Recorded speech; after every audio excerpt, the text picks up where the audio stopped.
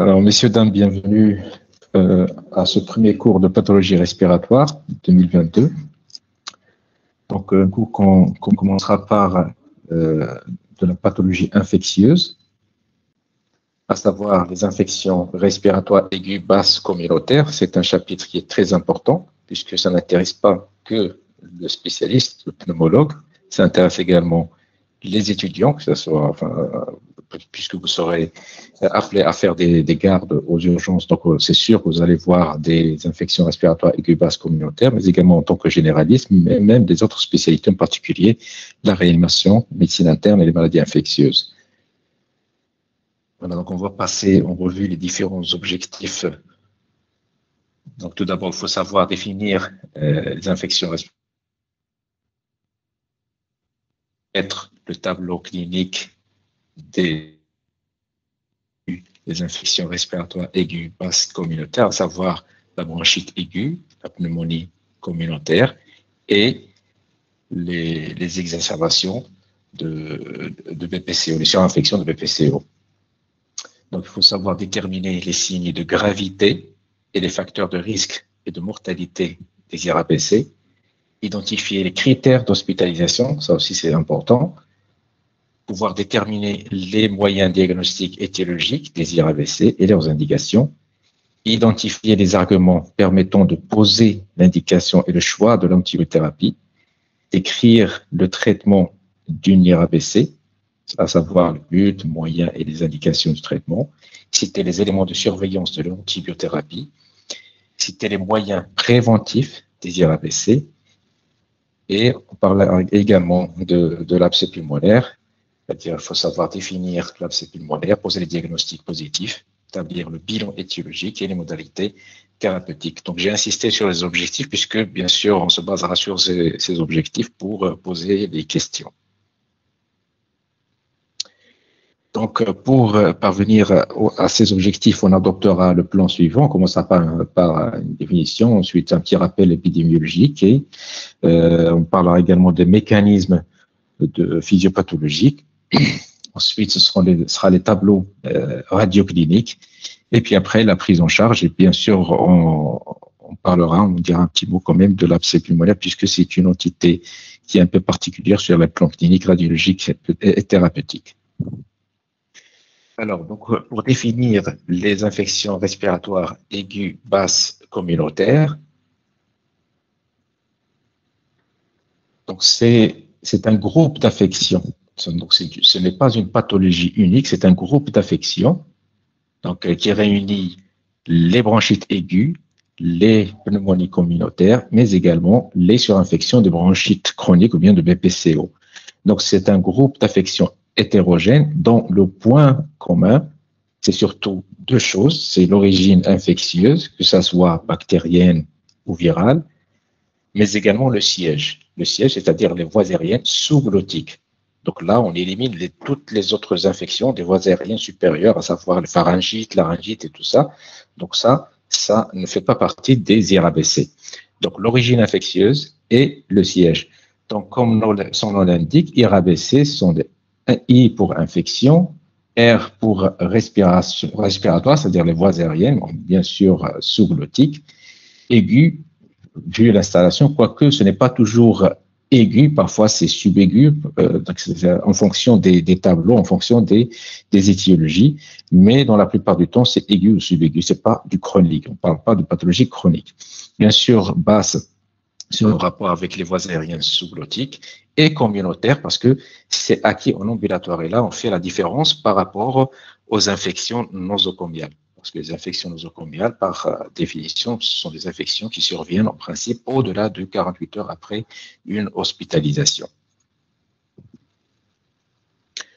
Donc, on exclut de ce groupe de pathologies, comme je viens de le dire, les infections des voies aériennes supérieures, les pharyngites, laryngites, sinusites et tout ça.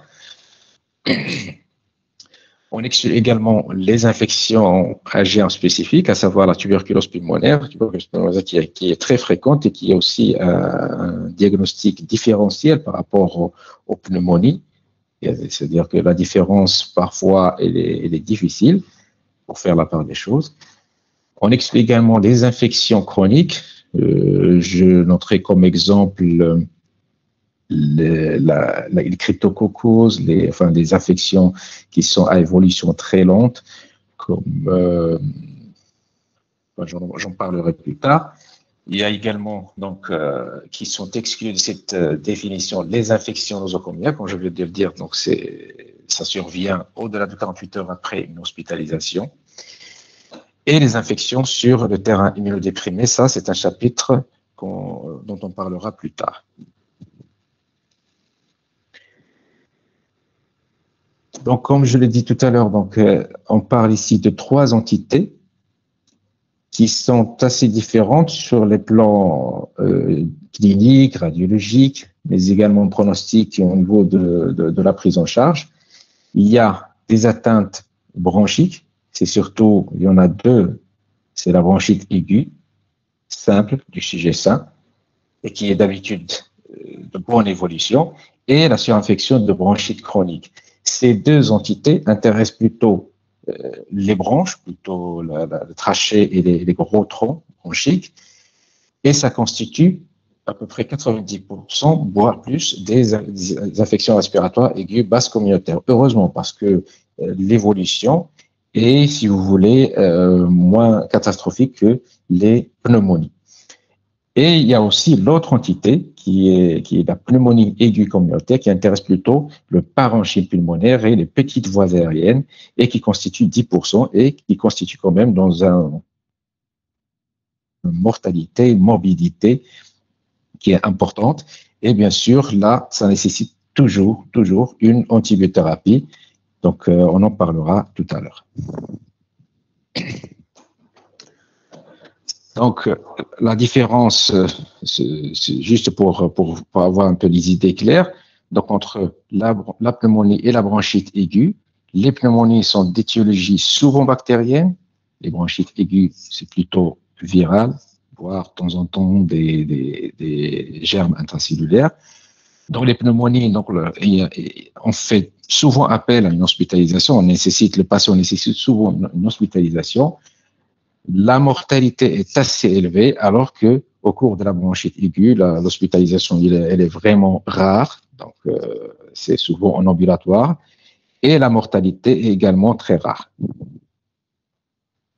Donc, un petit mot sur l'épidémiologie. Donc, c'est une pathologie, c'est-à-dire les IRABC constituent quand même un problème de santé publique, c'est-à-dire dans tous les pays.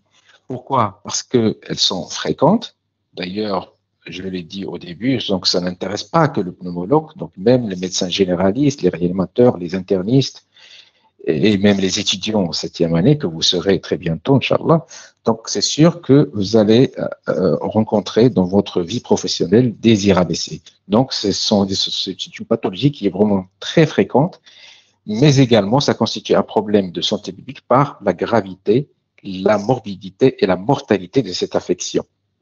Donc, ces infections respiratoires constituent à peu près un tiers des infections respiratoires basses. C'est un motif très fréquent de consultation, que ce soit en médecine de ville, en cabinet ou à l'hôpital. Ça entraîne aussi de l'absence un retentissement socio-professionnel. Retentissement socio-professionnel, donc cela dit, il y a également un retentissement sur le plan financier, économique. Donc, elle entraîne une grande morbidité, à savoir donc 6% des consultations en médecine générale et 4% des hospitalisations. Elle entraîne aussi beaucoup de mortalité, c'est surtout l'apanage des pneumonies, pas les bronchites aiguës. Donc, c'est quand même la 6e cause de décès, toute étiologie confondue. Et également, c'est la première cause de décès par maladie infectieuse. C'est quand même très important. Donc, juste à titre informatif, à peu près la tuberculose, qui est quand même une pathologie qui est très fréquente, elle entraîne le décès d'à peu près 1,5 million par an dans le monde. Et donc, les pathologies infectieuses, les IRABC, sont responsables de plus de décès que la tuberculose. Alors, donc, le traitement est souvent probabiliste, ou du moins au début, parce que généralement, on ne va pas attendre les prélèvements pour entamer et démarrer un traitement antibiotique. Donc, on démarre un traitement et après, si on a besoin de faire des prélèvements ou quelque chose, donc là, dans ce cas-là, au cas par cas. Alors, sur le plan éthiopathogénique, les voies aériennes, généralement, donc par principe, c'est un endroit qui est stérile. Cette stérilité est assurée par plusieurs mécanismes. Il y a le mécanisme mécanique, à savoir tout d'abord la toux. Donc, on tousse pour évacuer le maximum de particules ou de bactéries ou de virus. Également, la filtration de l'air inspiré, ça commence déjà par le nez. Donc, toute cette crotte de nez que vous allez trouver, ce sont des particules, des virus, des bactéries qui sont retenues dans le mucus nasal. Et donc, c'est la première barrière pour les particules et les germes. Et également, l'escalator mucociliaire, c'est une sorte de mécanisme qui est actif en continu, une sorte de tapis tout le temps en mouvement au niveau de la muqueuse trachéobronchique et qui va toujours essayer d'évacuer, c'est-à-dire toujours dans le sens de l'intérieur vers l'extérieur, toujours d'évacuer le maximum de particules de germes, que ce soit bactéries, virus ou microbes de manière générale, pour garder cet endroit, c'est-à-dire le poumon, les voies aériennes stériles. En plus des mécanismes mécaniques que je viens de citer, il y a également les mécanismes immunitaires. Les mécanismes immunitaires se basent sur les différents anticorps, en particulier les IgA et les IgG, et également l'immunité cellulaire qui est conduite par les macrophages et les lymphocytes T. Donc, cela dit, tous ces moyens se réunissent pour garder propres, stériles les voies aériennes supérieures. Alors, qu'est-ce qui se passe? Quand on a un déséquilibre de ces moyens de défense, que ce soit au niveau de l'organisme de manière générale ou bien localement au niveau pulmonaire, dans ce cas-là, ces moyens de défense deviennent défaillants et n'assurent pas cette stérilité qui devrait être. Et dans ce cas-là, le poumon sera agressé par les bactéries et les virus et vont entraîner des infections. Donc, la thérapie immunitaire va entraîner ces irritabilités. Donc, il y a 3 modes de transmission. Bien sûr, la voie aérienne est la plus fréquente et la plus facile aussi pour les germes. Donc, par inhalation d'aérosols bactériens, mais également, bien sûr, viral, parce que les virus se transmettent beaucoup plus que les bactéries. On a bien sûr l'exemple du Covid qui nous fait vivre l'enfer depuis quand même plus de 2 ans. La voie sanguine, la septicémie, c'est-à-dire on peut avoir une infection ailleurs que le poumon, par exemple une infection urinaire ou bien une péritonite, une infection osseuse, une ostéite infectieuse, et on aura une dissémination sanguine et puis les germes vont migrer vers le poumon et entraîner des infections respiratoires. Mais également, on peut avoir des transmissions par contiguïté, par aspiration, par exemple, de bactéries qui colonisent l'oropharynx, mais également, par exemple, quand on a une sinusite, on peut, par un mécanisme qu'on appelle un jetage postérieur, inhaler des germes et puis entraîner des infections, mais également si on a, par exemple, un abcès du foie, donc par contiguïté, on peut avoir aussi une infection pulmonaire, donc aussi par contiguïté. Donc, il y a 3 facteurs qui interviennent pour la sévérité de l'infection. Tout d'abord, la virulence du germe, c'est-à-dire qu'un germe qui n'est pas très virulent, donc généralement, ça donne des infections qui sont assez légères. Par exemple, le pseudomonas, c'est un germe qui est quand même assez résistant, et surtout ces dernières années. Donc, dans ce cas-là, si on a une infection par pseudomonas, généralement, ce sont des pneumonies qui sont graves. Le staphylocoque également. Donc, la virulence du germe, elle est très importante. Mais également l'importance de l'inoculum, c'est-à-dire que la quantité de germes inhalés, que ce soit virus ou bactéries, la quantité est très importante et ça conditionne la réponse et la sévérité de l'infection. Et enfin, bien sûr, les conditions de l'hôte, les capacités de défense de l'hôte. Donc, quelqu'un qui a un corps sain, qui n'a pas de tare, c'est pas un terrain débilité, normalement, il devrait bien se défendre. Dans ce cas-là, les infections sont moins sévères. Mais quand on a, par exemple, quelqu'un qui a des affections chroniques, par exemple un diabète ou bien une insuffisance rénale ou autre, des PCO, dans ce cas-là, la défense sera beaucoup moindre et dans ce cas-là, l'infection sera plus sévère. Donc, les différents tableaux radiocliniques. On commence par la bronchite aiguë.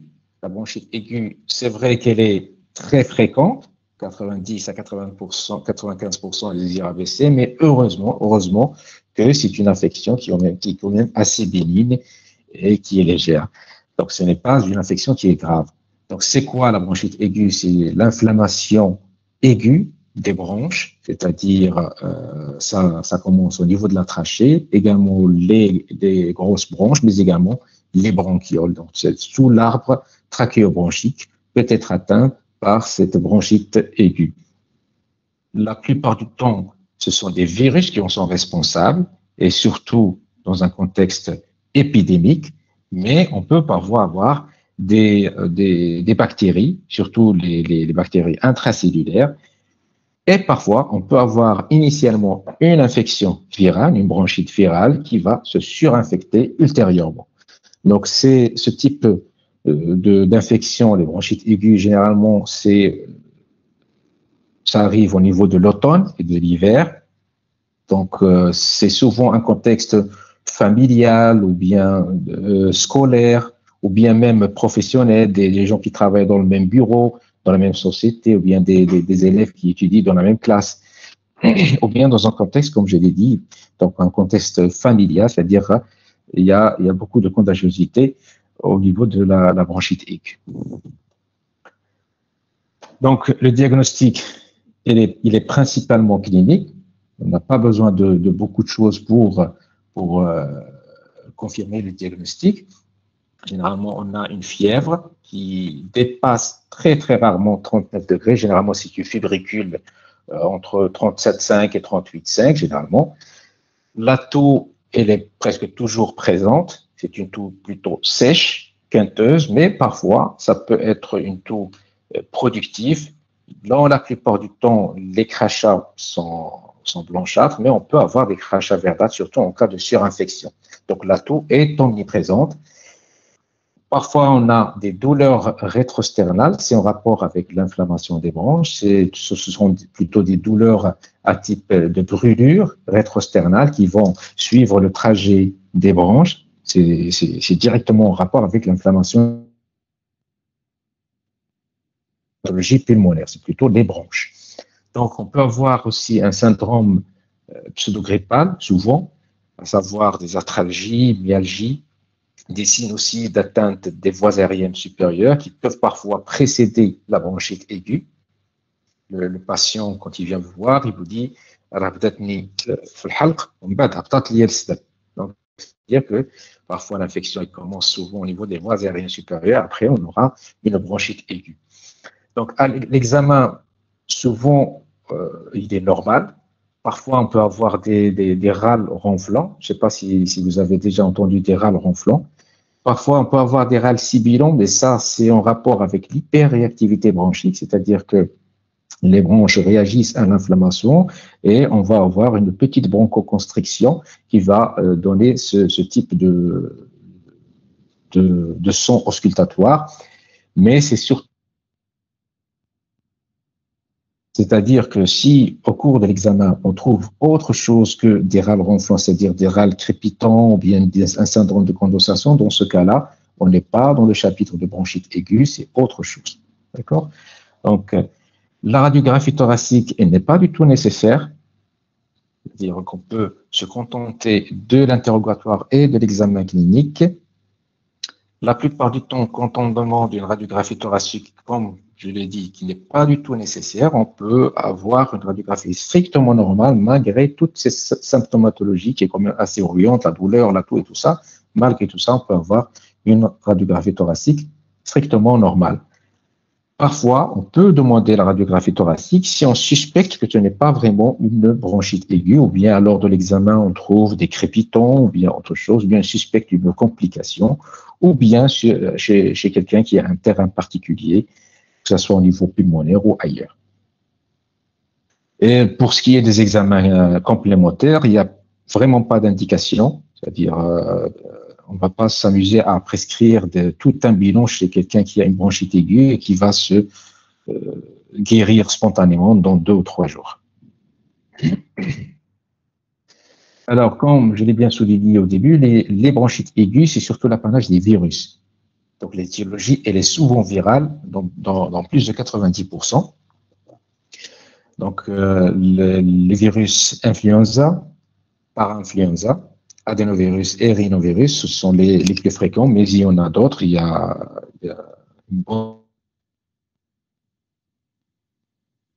les virus les plus fréquemment rencontrés.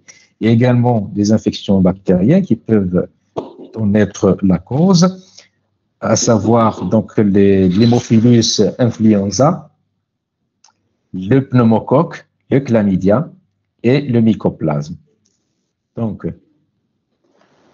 la surinfection bactérienne de bronchite virale est une complication qui est quand même assez rare et qui doit être évoquée si l'évolution, au-delà de 48-72 heures, l'évolution n'est pas positive, c'est-à-dire qu'il n'y a pas une amélioration. On aura peut-être une aggravation des symptômes, la persistance de la fièvre, peut-être l'apparition de crachats purulents, d'une bronchite aiguë. Donc, l'évolution, elle est spontanément favorable. La toux peut persister quelques jours, voire plusieurs semaines. Et là, comme je l'ai dit tout à l'heure, c'est en rapport avec l'hyperréactivité bronchique. Et ça, c'est surtout, on le voit surtout chez quelqu'un qui a un terrain allergique. Donc, il est déjà, si vous voulez, il est déjà prédisposé pour l'hyperréactivité bronchique et l'inflammation des bronches. Donc, dans ce cas-là, bien sûr, il y a d'autres traitements qui peuvent être proposés si la toux est très gênante et surtout si elle est très prolongée. Donc, pour ce qui est de la surinfection de bronchite chronique, donc c'est une infection par définition qui survient bien sûr chez un patient qui est déjà porteur d'une bronchite chronique, d'une BPCO ou d'un emphysème pulmonaire. Donc, c'est une cause qui est très fréquente d'exacerbation de BPCO. C'est vrai, c'est pas la seule et unique cause d'exacerbation de BPCO, parce qu'on peut avoir d'autres étiologies d'exacerbation, comme par exemple une embolie pulmonaire, un pneumothorax ou autre. Mais en tout cas, l'infection, elle est très fréquente chez les BPCO chroniques et il y a une diminution de l'immunité localement dans ce cas-là. Donc, on aura une désinfection à répétition. Donc, c'est l'apanage de patients qui sont déjà connus des PCO. Le diagnostic se base surtout sur la clinique. Et dans ce cas-là, donc, je ne sais pas si vous n'avez pas encore étudié les BPCO, donc vous allez le voir après. Il y a des signes fonctionnels et critères dentonésiens. Critères dentonésiens, c'est surtout ça. Ça parle de la dyspnée, de l'expectoration, de son volume et de sa purulence. Donc, normalement, chez quelqu'un qui a déjà une bronchite chronique ou BPCO, donc on le sait, il a une dyspnée de base, c'est surtout une dyspnée d'effort. Il a également des expectorations chroniques, donc on le sait tous, les grands fumeurs, il y a toujours des expectorations le matin, ça définit la bronchite chronique.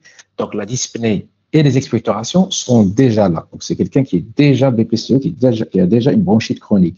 Et donc, quand est-ce qu'on évoque la surinfection? C'est quand on a une purulence des expectorations, une augmentation de volume de ces expectorations, mais également l'apparition ou bien l'aggravation de la dyspnée, c'est-à-dire des symptômes, qu'on a déjà des symptômes de base, et on aura une aggravation ou bien une modification de ces symptômes. Dans ce cas-là, il faudra évoquer une surinfection de BPCO ou bien de bronchite chronique. Les signes généraux sont souvent absents. Parfois, on peut avoir une fièvre, un peu de fatigue, d'asthénie.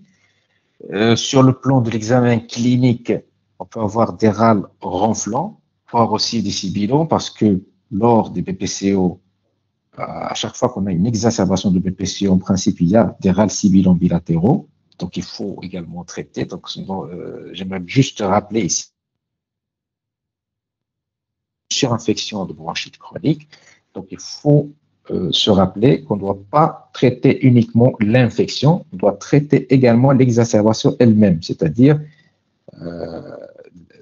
ces sibilants, ça souligne qu'il y a une inflammation des bronches, donc il faut traiter l'exacerbation en totalité. Donc, la radiographie thoracique, c'est vrai que là aussi, elle n'est pas vraiment obligatoire, quoique elle peut nous renseigner surtout sur l'origine d'une exacerbation, c'est-à-dire parfois ce n'est pas infectieux ou bien c'est associé à une autre pathologie. On peut avoir la surprise de tomber sur un pneumothorax, sur une pneumonie également, bien sûr, vu le terrain, mais également d'une pathologie associée. Parce que le cancer, un cancer par exemple, ça local et des troubles de ventilation. Et à répétition. Donc, la radiographie thoracique, elle est utile et beaucoup plus utile, bien sûr, que par rapport à la bronchite aiguë. Les germes en cause, c'est souvent le streptocoque pneumoniae, un pneumocoque, l'hémophilus influenza, le moraxella catarrhalis et le mycoplasme pneumoniae. Le mycoplasme pneumoniae, c'est un germe intracellulaire. Parfois, on peut avoir des infections virales, mais le plus souvent, ce sont des infections bactériennes qui sont à l'origine des surinfections de bronchite chronique. Et le pneumocoque, bien sûr, en premier lieu. Donc, l'évolution peut être favorable, mais parfois, on peut avoir une décompensation respiratoire. Et dans ce cas-là, on aura besoin d'une hospitalisation et d'un traitement lourd. Donc, on passe maintenant aux pneumonies aiguës communautaires. Donc, par définition, ce sont des infections qui atteignent le parenchyme pulmonaire. Maintenant, ce ne sont pas la trachée et les bronches qui sont dans le collimateur, c'est surtout le parenchyme pulmonaire. Les pneumonies aiguës s'installent souvent de manière brutale. Le terme communautaire, ça veut dire que c'est une infection qui n'est pas contractée au milieu hospitalier, en extra-hospitalier, ou bien dans les 48 heures, c'est-à-dire au-delà de 48 heures d'hospitalisation, ce sont des infections plutôt nosocomiales. Donc, ça constitue certes moins de 10% des infections respiratoires aiguës, basse communautaire, mais quand même, ce sont des infections qui sont assez graves et qui peuvent entraîner une morbidité, une mortalité importante. Donc, le plus souvent, l'origine est bactérienne. Donc, il est rare qu'on trouve des virus, quoique récemment, avec le Covid, on a souvent des pneumonies virales. Donc, dans 60%, ce sont plutôt des étiologies bactériennes. Donc, il y a trois grandes entités dans les pneumonies aiguës communautaires. Il y a la pneumonie franche lobaire aiguë, bien pneumonie alvéolaire typique. Donc, on en parlera tout à l'heure. Il y a les pneumopathies interstitielles ou atypiques et les bronchopneumonies. Donc, chaque entité va être un peu différente sur le plan clinique, radiologique, mais également thérapeutique. Donc, le diagnostic, il repose bien sûr, comme toutes les pathologies, sur la clinique, la radiologie et les examens biologiques. On commencera par la pneumonie franche lobaire aiguë. Sur le plan clinique, souvent, ça démarre assez brutalement, donc avec des signes généraux, une fièvre très importante, Parfois même, ça dépasse les 40 degrés, des frissons. D'ailleurs, dans le cas des patients qui sont hospitalisés, qui sont graves, qui ont des pneumonies, en particulier dans le milieu hospitalier, dans le milieu de réanimation. Donc, il faut profiter des pics de fièvre et de frissons pour faire des hémocultures. C'est lors de pics fébriles et de frissons qu'on a plus de chances d'isoler un germe lors des hémocultures. Il faut demander des hémocultures aérobies et anaérobies. Hémoculture, c'est-à-dire la culture de sang dans un milieu particulier à la recherche de germes. Donc, il y a également des signes fonctionnels respiratoires, en particulier la douleur thoracique qui n'est pas vraiment très importante, elle n'est pas très intense. Quand on a une douleur très intense, ça sous-entend qu'il y a une complication plutôt, soit une pleurésie, ou bien si la douleur est plus intense, on doit penser à d'autres diagnostics comme l'embolie pulmonaire, mais également le pneumothorax ou bien le pyopneumothorax, alors que la pneumonie franche lobaire, donc ça donne plutôt une douleur à type de point de côté. On peut également avoir une dyspnée. La dyspnée, elle est surtout au repos, sauf parfois si la pneumonie elle est étendue ou bien si elle arrive chez un patient qui a déjà des tares connues. Et dans ce cas-là, la dyspnée sera importante. Donc la toux, bien sûr, cette toux est souvent, elle ramène des expectorations purulentes, franchement purulentes. Là, il faut aussi donc et également la purulence de ces expectorations, parfois même l'odeur, si elle est nauséabonde dans ce cas-là, il faut penser à certains germes, en particulier les anaérobies. Et également, donc au niveau de l'examen physique, lors de la pneumonie franche lobaire aiguë, on tombe souvent sur un herpès labial, bien nasolabial. Donc ça sous-entend que le patient, c'est un patient qui se présente pour une toux avec un tableau respiratoire et infectieux, avec de la fièvre et associé à un herpès labial. Donc, il faut toujours penser à la pneumonie. On peut avoir un subictère qui est réactionnel. Sur le plan de l'examen physique, on peut trouver des signes en foyer, en particulier des râles crépitants qui sont souvent bien localisés. On peut avoir une augmentation, une accentuation des vibrations vocales, parfois un souffle tubaire, mais qui est rare. Donc, c'est plutôt un syndrome de condensation qu'on va trouver. Parfois, on peut trouver, lors de l'examen clinique, une matité avec un syndrome plutôt d'épanchement liquidé, mais dans ce cas-là, c'est plutôt une complication de la pneumonie, c'est-à-dire soit une pleurésie réactionnelle ou bien carrément une pleurésie purulente. Dans ce cas-là, la conduite à tenir va être différente. Donc, sur le plan radiologique, ça se présente souvent sous forme d'une opacité qui est systématisée. Quand on dit systématisée, c'est-à-dire qu'elle dessine un territoire fonctionnel, soit segmentaire ou lobaire, ou carrément tout un poumon. Donc, l'opacité est systématisée, elle est plutôt de tonalité alvéolaire, c'est-à-dire qu'elle est dense, mais n'est pas aussi dense que, par exemple, l'os ou le liquide. Donc, elle est plutôt alvéolaire. Et souvent, on y voit à l'intérieur un bronchogramme aérien. Un bronchogramme aérien, on le verra par la suite dans les photos. Bronchogramme aérien, c'est une clarté au sein de cette opacité alvéolaire. C'est une clarté linéaire. Quand on dit clarté, c'est-à-dire que c'est un peu noir. Et opacité, c'est un peu blanc au niveau de la radiographie thoracique. Donc, c'est une opacité à l'intérieur de laquelle il y a des clartés linéaires. C'est le bronchogramme aérien. Parfois, la radiographie thoracique peut révéler des complications. En premier lieu, la pleurésie qui peut s'installer assez rapidement si le patient n'est pas traité. Le plus souvent, au début, c'est une pleurésie qui est plutôt réactionnelle, minime, mais parfois, on peut avoir carrément une pleurésie purulente, c'est-à-dire franchement purulent. On peut aussi avoir d'autres complications comme l'abcès ou bien un pyopneumothorax ou bien un hydropneumothorax. Donc là, sur cette radiographie thoracique, on voit bien que l'opacité est grossièrement triangulaire, vu qu'elle a un sommet hilaire, elle est triangulaire, et elle repose sur la petite scissure. Cela dit, donc, elle délimite un territoire fonctionnel. C'est pour ça qu'on parle de systématiser. Donc, elle est quand même assez dense, et à l'intérieur de laquelle, si vous voyez bien, il y a des clartés un peu gris, c'est-à-dire que c'est moins dense que l'opacité elle-même. Vous voyez qu'on peut même les suivre.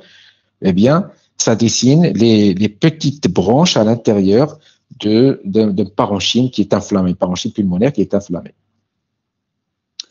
Donc là aussi, c'est une opacité triangulaire qui repose sur la petite scissure avec un bronchogramme aérique. Donc c'est une pneumonie. Donc le diagnostic, il est quand même assez facile. Quoique, parfois, c'est pas évident quand on a une pneumonie qui est débutante ou bien décapitée par une antibiothérapie ou bien une radiographie qui n'est pas vraiment de bonne qualité. Donc c'est pas évident de faire la part des choses. Mais en tout cas, si la radiographie thoracique est de bonne qualité, en principe, on peut voir. Donc là, c'est un scanner thoracique avec à peu près la même description, quoi. C'est plus évident, aussi triangulaire, à sommet hilaire. Là aussi, on a le fameux bronchogramme aérique. Mais bien sûr, on ne va pas s'amuser à demander des scanners à tous les patients chez qui l'on suspecte une pneumonie. Donc, en principe, la radiographie thoracique, elle est largement suffisante. Quoique, parfois, chez quelqu'un qui a, par exemple, fumé pendant longtemps et chez qui l'on suspecte, par exemple, un cancer bronchique, ou bien on suspecte une complication de cette pneumonie sur un terrain particulier, dans ce cas-là, on peut demander un scanner, mais la plupart du temps, la radiographie thoracique, elle est largement suffisante pour faire le diagnostic. Donc, sur le plan biologique, certains facteurs biologiques sont souvent perturbés, en particulier la numération formée sanguine qui va montrer une hyperleucocytose à polynucléaire neutrophile. Parfois, dans certaines pneumonies graves, on peut avoir une leucopénie. Parfois aussi, dans des infections virales, donc je citerai ici l'exemple du Covid, de la Covid. Dans ce cas-là, on peut avoir une lymphopénie, mais la plupart du temps, vu que l'origine bactérienne est la plus fréquente, on aura plutôt une hyperleucocytose à polynucléaire neutrophile, mais qui peut atteindre des chiffres quand même qui sont assez élevés, peut atteindre même 30 000 de blanc avec 27 000, 28 000 neutrophiles. La CRP, C-réactive protéine, la CRP, elle est souvent augmentée. C'est vrai qu'elle n'est pas vraiment spécifique de l'infection parce qu'on peut avoir des pathologies inflammatoires au cours desquelles on aura une augmentation de la CRP. Et même, par exemple, au cours d'une embolie pulmonaire, on peut avoir une légère augmentation de la CRP. Quoique, au cours de la pneumonie, la CRP est vraiment très élevée. Elle peut atteindre même 300, 400. Alors, pour une normale qui ne dépasse pas les 5 mg par litre.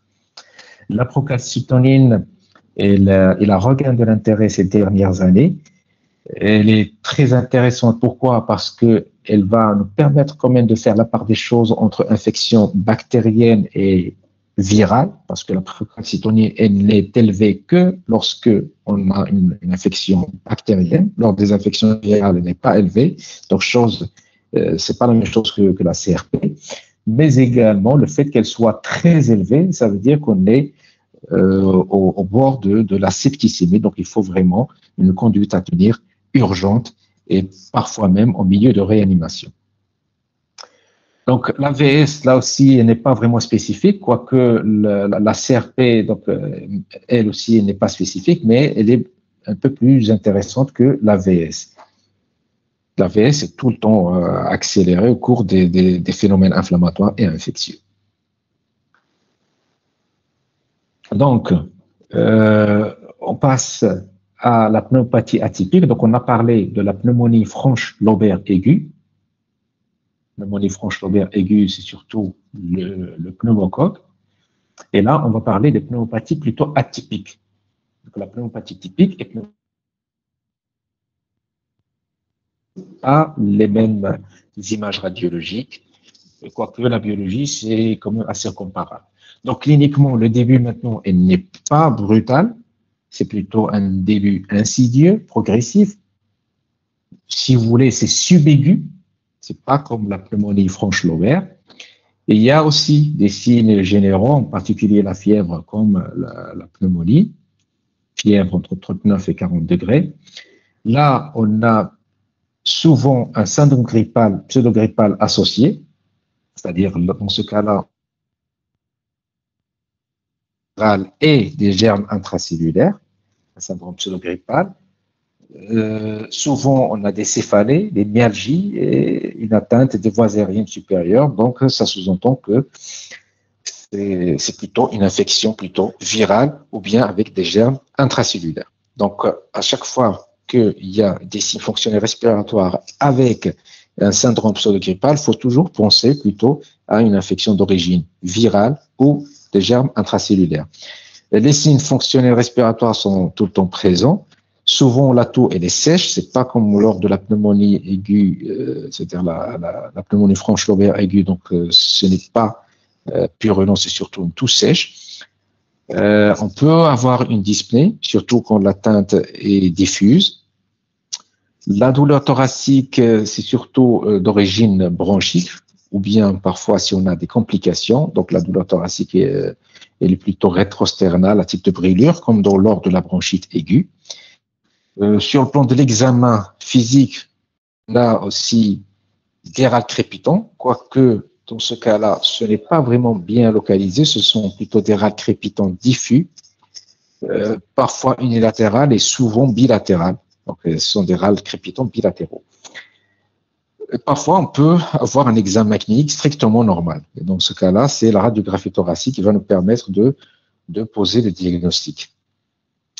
Donc, sur la radiographie thoracique, ce n'est plus cette opacité bien dessinée, systématisée, avec un sommet hilaire, c'est plutôt des opacités réticulomicronodulaires qui sont plutôt au niveau des bases ou bien îlobasales. Souvent, c'est bilatéral, disséminé au niveau des deux émissions pulmonaires et ça intéresse plutôt les bases que les sommets.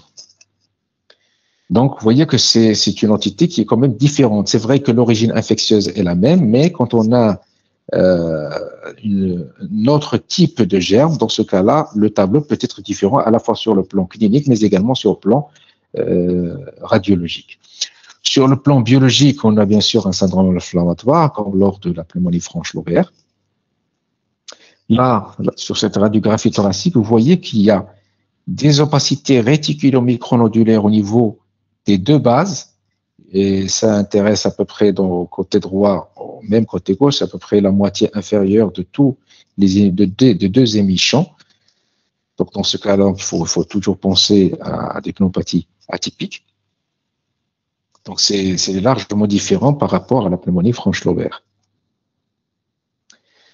Donc, on passe maintenant à la bronchopneumonie. Les bronchopneumonies, c'est là aussi cliniquement un tableau vraiment brutal, tableau très sévère, avec une fièvre très élevée. C'est le tableau le plus grave et le plus sévère des entités de pneumonie communautaire. Donc, le patient a un malaise général, il est souvent dyspnéique, il a souvent un tirage intercostal et sus-claviculaire, donc il est vraiment en polypnée. Souvent, plurale ronflant, mais aussi des râles crépitants, parfois localisés ou bien diffus. Donc, c'est surtout ce qui marque lors de ce tableau, c'est surtout la brutalité du tableau et l'état général qui est vraiment altéré. Donc, le patient, il est vraiment altéré. Donc, la radiographie thoracique, là aussi, elle est un peu différente par rapport aux pneumonies franches lombaires et aux pneumonies atypiques. Donc, on aura plutôt des opacités, parfois micronodulaires, mais souvent ce sont des opacités macronodulaires qui sont vraiment mal limitées, avec des limites irrégulières, hétérogènes, et qui peuvent être disséminés ou bien peuvent se confluer, c'est-à-dire pour constituer de grosses opacités bilatérales. Et on peut avoir aussi des complications. Donc, ce type de tableau, on le voit souvent lors de staphylocoque. Staphylocoque, donc les pneumonies à staphylocoque, on peut voir ce type d'image radiologique et de tableau clinique qui est vraiment brutal, vraiment brouillon. Donc, il faut toujours penser au staphylocoque et parfois au BGN, au bacilles gram négatif et entérocoque. Et c'est surtout le staphylocoque. Donc, ce sont, comme je l'ai dit, ce sont des opacités plutôt nodulaires, hétérogènes, qui vont confluer pour constituer de grosses opacités alvéolaires macronodulaires. Et on peut avoir des complications à type d'épanchement pleural ou bien de pyopneumothorax. Sur le plan biologique, il y a toujours, bien sûr, l'hyperleucocytose, l'amélioration forme sanguine, parfois leucopénie. La CRP, elle est toujours augmentée. Vu que le patient est souvent dyspnéique, on peut faire appel à une gazométrie artérielle pour voir si vraiment on est en hypoxie ou bien en acidose carrément. Donc, ça sous-entend qu'on doit faire des examens paracliniques, des examens complémentaires pour pouvoir déjà orienter le patient et pour tracer la conduite à tenir, que ce soit en milieu hospitalier froid ou bien au milieu de réanimation. Donc là, sur les radiographies thoraciques, vous voyez ces opacités macronodulaires, ils sont bilatérales, étendues, parfois elles peuvent confluer comme sur cette radiographie-là. Donc, elles peuvent confluer et donner de grosses opacités macronodulaires avec des bronchogrammes aériques à l'intérieur. Donc, c'est des images typiques de bronchopneumonie. Alors, donc parlons un peu du diagnostic différentiel des pneumonies aiguës communautaires. Bien sûr, il faut toujours évoquer la tuberculose. Quelle que soit l'anomalie radiologique, on est dans un pays endémique. Il y a 30 000 nouveaux cas par an de tuberculose. Donc, la tuberculose est vraiment très fréquente chez nous au Maroc et dans tous les pays en voie de développement. Donc, il faut toujours évoquer la tuberculose. C'est vrai que le tableau clinique de la tuberculose il est plutôt insidieux, avec des signes généraux un peu particuliers, à savoir l'amaigrissement qui est très prononcé, les sueurs nocturnes, la fièvre surtout le soir, mais parfois on peut avoir des associations ou bien des formes assez particulières de tuberculose, donc il faut toujours évoquer la tuberculose. Bien sûr, on peut traiter comme une pneumonie, mais tout en ayant en tête la tuberculose. Et il faut savoir l'évoquer à chaque fois qu'on a des anomalies radiologiques surtout, ou bien une symptomatologie respiratoire traînante. L'embolie pulmonaire qui constitue quand même une urgence thérapeutique, une urgence vitale. Donc, pourquoi l'embolie pulmonaire peut prêter à confusion par rapport à la pneumonie aiguë communautaire? Parce que lors de la pneumonie aiguë communautaire, on peut avoir, surtout lors de la pneumonie franche lobaire, une opacité triangulaire systématisée à sommet hilaire. Et même l'embolie, quand l'embolie est installée, il y a un infarcissement du territoire où il y a eu l'embolie. Dans ce cas-là, on aura aussi une opacité qui est comparable à celle de la pneumonie franche lobaire, c'est-à-dire une opacité triangulaire à sommet hilaire. Et dans ce cas-là, ça peut prêter à confusion par rapport à l'embolie pulmonaire. Donc, l'embolie pulmonaire, c'est vrai que le tableau, c'est un tableau clinique qui est plutôt bâtard. Donc, il faut y penser chaque fois qu'on a un terrain particulier, un terrain qui favorise l'embolie pulmonaire. Donc, ça, vous le verrez au cours de l'embolie pulmonaire. Mais également certains examens complémentaires comme l'ECG qui va montrer un aspect S1Q3, mais également et surtout les D-dimères qui sont très élevés au cours de l'embolie pulmonaire. Quoique, lors d'une pathologie infectieuse, les D-dimères peuvent aussi être élevés, mais ils ne sont pas vraiment très élevés. Même l'âge, ça peut entraîner une augmentation des D-dimères. Alors, donc les infections virales, parasitaires, mycosiques, même au cours d'un scanner, le radiologue n'arrive pas à trancher.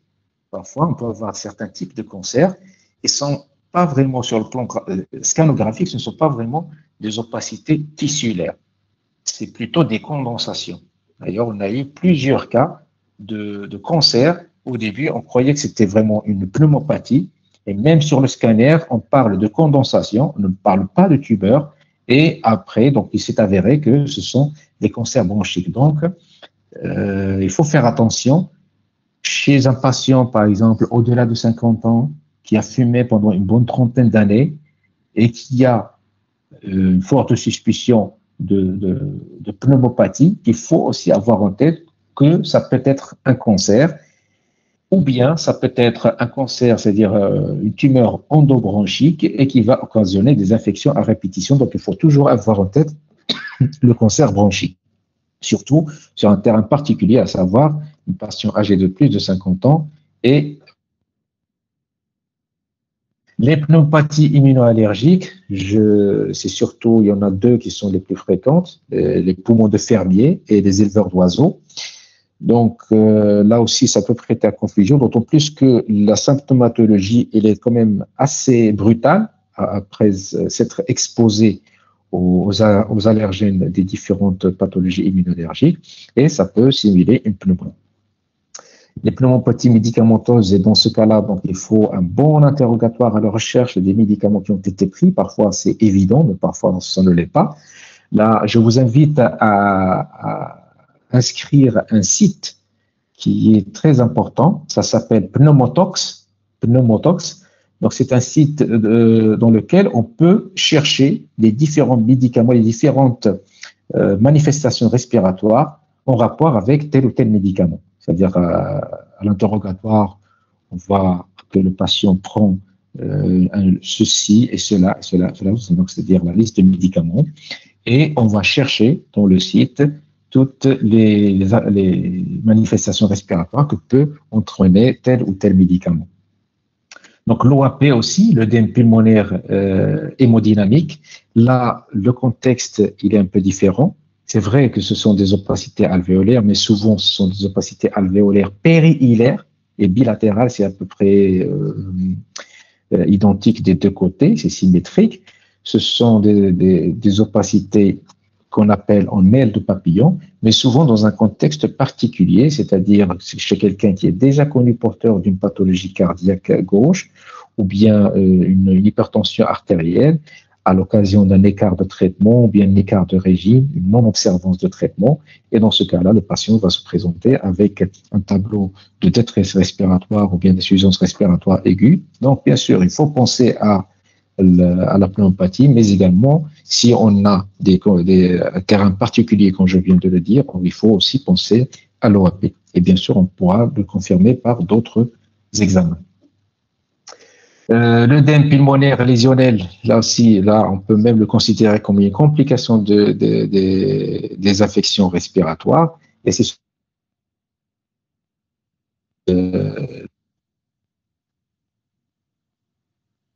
ça peut être d'origine infectieuse, comme ça peut être d'origine toxique ou autre. Donc, le diagnostic étiologique des pneumonies aiguës communautaires. Le diagnostic étiologique, j'insiste sur ce point-là, donc il n'est pas systématique. Donc, d'ailleurs, on ne va pas attendre d'isoler un germe pour pouvoir traiter. Donc, le bilan étiologique n'est pas systématique. On doit commencer un traitement, souvent probabiliste, bien sûr, qui va essayer de viser certains germes en fonction du tableau clinique, mais également du contexte épidémiologique. Mais en même temps, on peut lancer le bilan étiologique si on a un doute ou bien un terrain particulier. Donc, les indications, c'est surtout quand on a un échec du traitement probabiliste, c'est-à-dire quand on démarre un traitement probabiliste, on a une bonne amélioration, dans ce cas-là, on ne va pas aller chercher le germe. Mais quand on a un échec du traitement, après, au bout de 48-72 heures d'antibiothérapie probabiliste, il y a toujours la fièvre ou bien il y a une aggravation non améliorée et pouvoir faire un antibiogramme pour cibler l'antibiothérapie. Aussi, dans les formes graves, que ce soit sur le plan clinique ou même radiologique, dans ce cas-là, il vaut mieux faire des prélèvements avant, c'est-à-dire dès le départ, et démarrer en même temps l'antibiothérapie probabiliste. Donc, qu'est-ce qu'on a comme moyens? Il y a des moyens directs et des moyens indirects. Concernant les moyens directs, il y a l'examen cytobactériologique des expectorations ou bien des crachats, on appelle ça couramment ECBC. Ça, vous allez l'entendre dans les services de pneumologie. On a fait le CBC pour tel ou tel patient. Le CBC, c'est l'examen cytobactériologique des crachats ou bien des expectorations. Moi, personnellement, je préfère des expectorations. Donc, c'est un examen qui va chercher, bien sûr, des germes au niveau des expectorations. C'est assez facile puisque le prélèvement, il est facile, quoique parfois, certains patients n'arrivent pas à expectorer, en particulier les femmes. Je ne sais pas, peut-être que c'est par pudeur, mais en tout cas, et certains patients n'arrivent pas à expectorer, n'arrivent pas à cracher et évacuer les expectorations. Donc, souvent, le prélèvement se fait le matin à jeun. Il vaut mieux que ça soit fait après un rinçage de la bouche pour éviter de contaminer le prélèvement. Donc, macroscopiquement, déjà, on verra que est-ce que c'est de la salive, c'est-à-dire que c'est vraiment transparent, ou bien des vraies expectorations. Donc, nous, on est un peu perturbé, donc on aime bien voir les expectorations le matin. Alors, donc, pour pouvoir dire que le prélèvement est validé, il faut avoir plus de 25 polynucléaires et moins de 10 cellules épithéliales. Et en culture, il faut avoir plus de 10 à la puissance 7 de germes par millilitre. Donc ça, ce sont des conditions importantes pour pouvoir dire que le prélèvement, il est valable. Donc, en principe, s'il n'y a pas ces conditions, en principe, on ne doit pas tenir compte des résultats.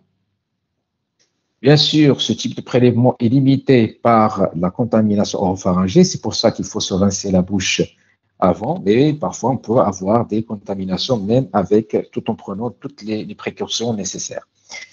Donc, l'intérêt aussi, c'est pour éliminer d'autres pathologies infectieuses. D'autres pathologies infectieuses comme la légionellose et la tuberculose. D'ailleurs, la tuberculose, il n'y a pas mieux que l'examen, la recherche de BK dans les expectorations par examen direct de culture pour faire le diagnostic, mais également la légionellose, quoique la légionellose, il y a d'autres moyens diagnostiques comme sérologie, mais aussi les antigénuries.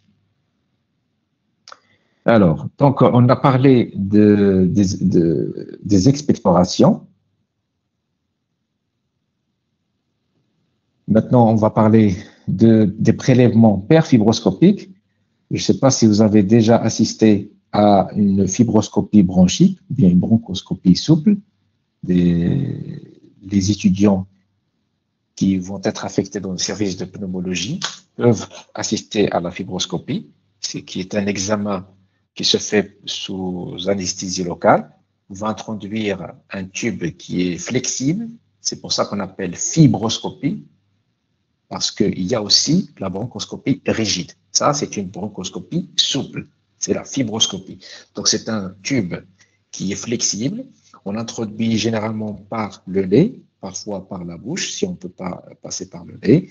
Et on va aller au niveau de la trachée et des bronches pour pouvoir faire des prélèvements distaux. C'est-à-dire qu'on ne va pas avoir des expectorations, mais on va prélever directement au niveau des sites. Donc, il y a plusieurs techniques pour faire les prélèvements, soit directement par aspiration bronchique, parfois on aspire directement bien, on injecte un tout petit peu de sérum et on essaie d'aspirer au maximum. Et dans ce cas-là, donc il faut un nombre assez important de germes pour pouvoir confirmer les diagnostics bactériologiques. Parfois, on peut faire un lavage broncho-alvéolaire, c'est-à-dire on va aller fixer le bronchoscope dans une zone particulière, donc de l'atteinte au niveau pulmonaire, et on va injecter une quantité précise de sérum salé et on va aspirer pour la reprendre. Et dans ce cas-là, on va exiger moins de germes pour confirmer le diagnostic. Et enfin, on peut faire également un brossage distal protégé par un matériel spécial. Donc, on introduit le matériel à l'intérieur des branches, vraiment en distal, c'est-à-dire en profondeur.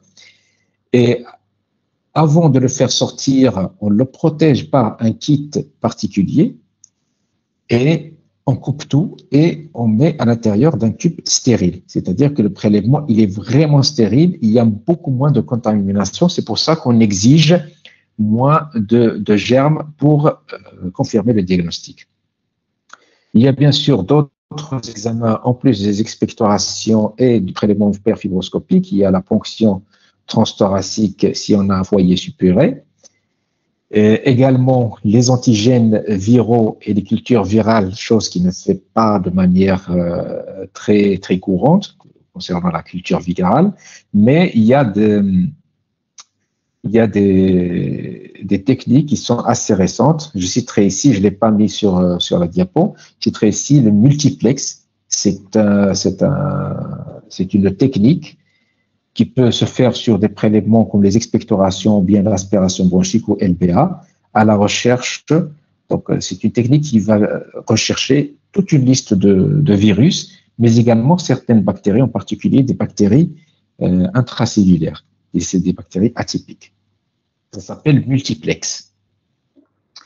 Donc, concernant les moyens indirects de diagnostic, il y a bien sûr les antigènes solubles, urinaires. Donc là, ça a un intérêt important surtout dans les légionnaires et le pneumocoque. Donc, lors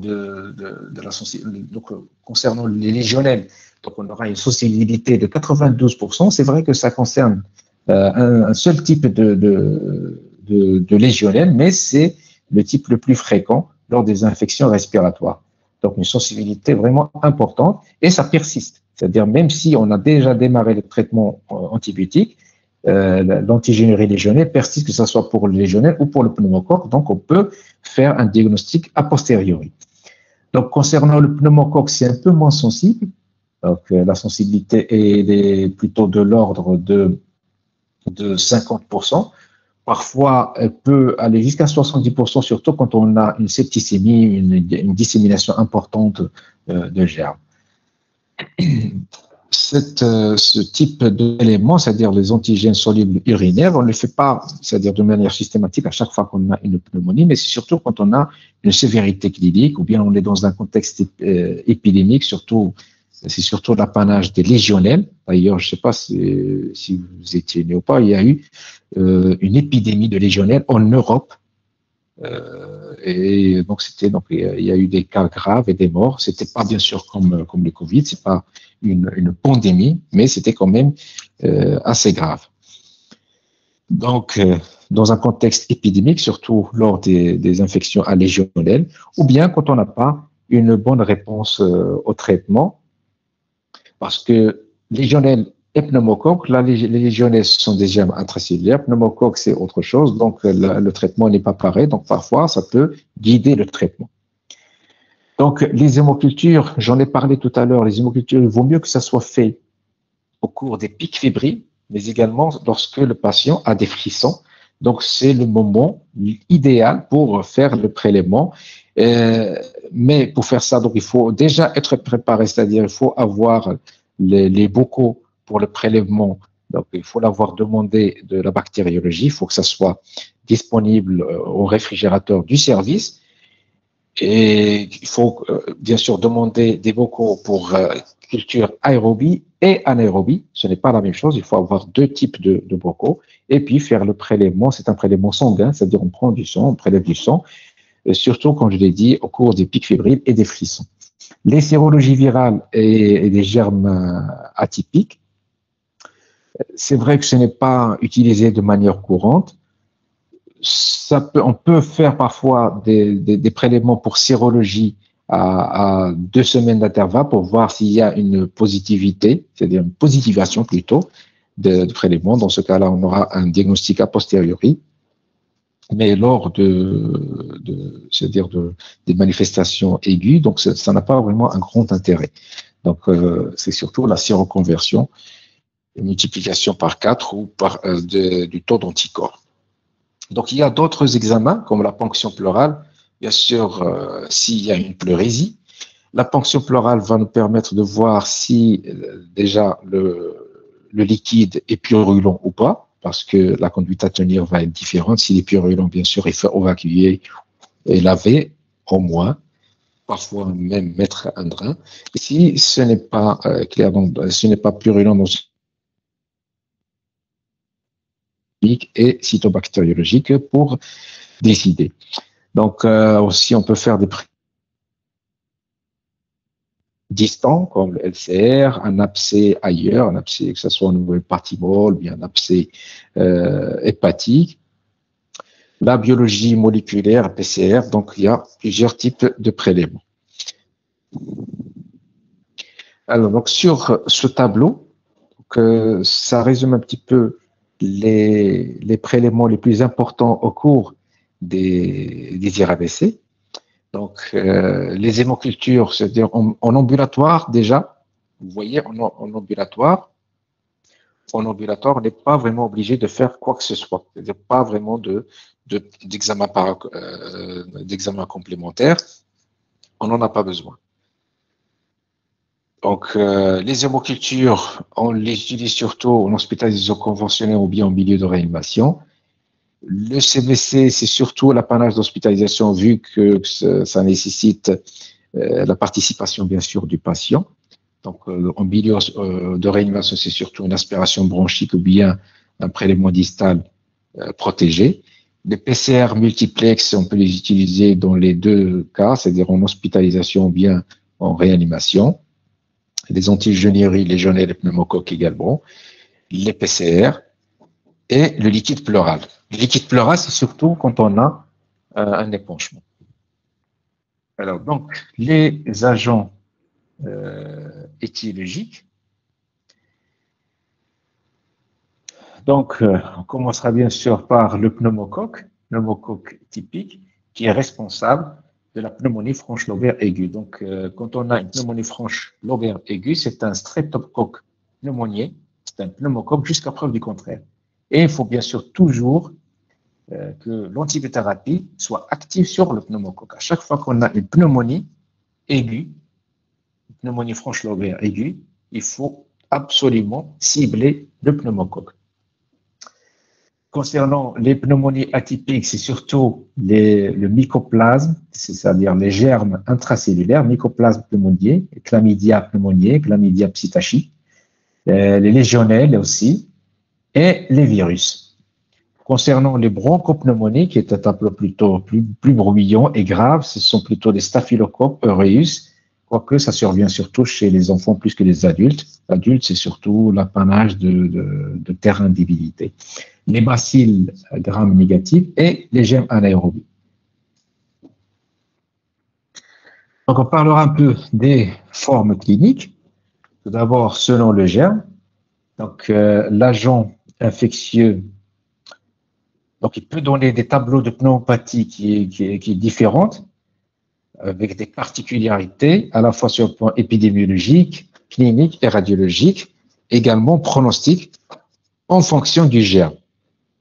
C'est-à-dire que tout ça, ce sont des pneumonies communautaires, mais en fonction du germe, le tableau va être différent, mais également l'évolution. Donc, les pneumonies bactériennes, il y a la pneumonie à streptocoque, c'est les 2/3 des cas, c'est pour ça qu'il faut toujours cibler le pneumocoque. Généralement, ça survient chez un sujet sain, pas obligatoirement fragilisé, mais le plus souvent, ça peut intéresser les sujets également avec des tares. Donc là, la pneumonie franche lobaire aiguë, c'est le tableau dont on a parlé tout à l'heure, elle constitue 85% des cas.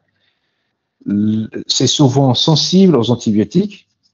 D'ailleurs, l'amoxicilline, acide clavulanique, c'est largement suffisant pour une pneumonie simple, non compliquée, et sur un terrain sain. Donc, on verra ça tout à l'heure.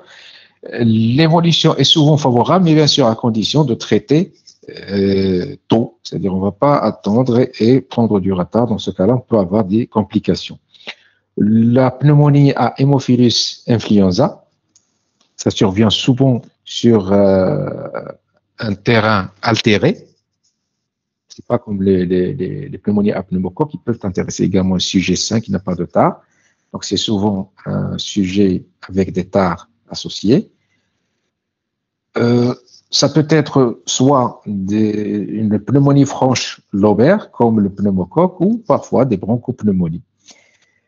Les pneumonies à légionnelle, ou bien connues sous le nom de légionellose, là aussi, c'est quand même assez fréquent, 5%, c'est quand même assez fréquent.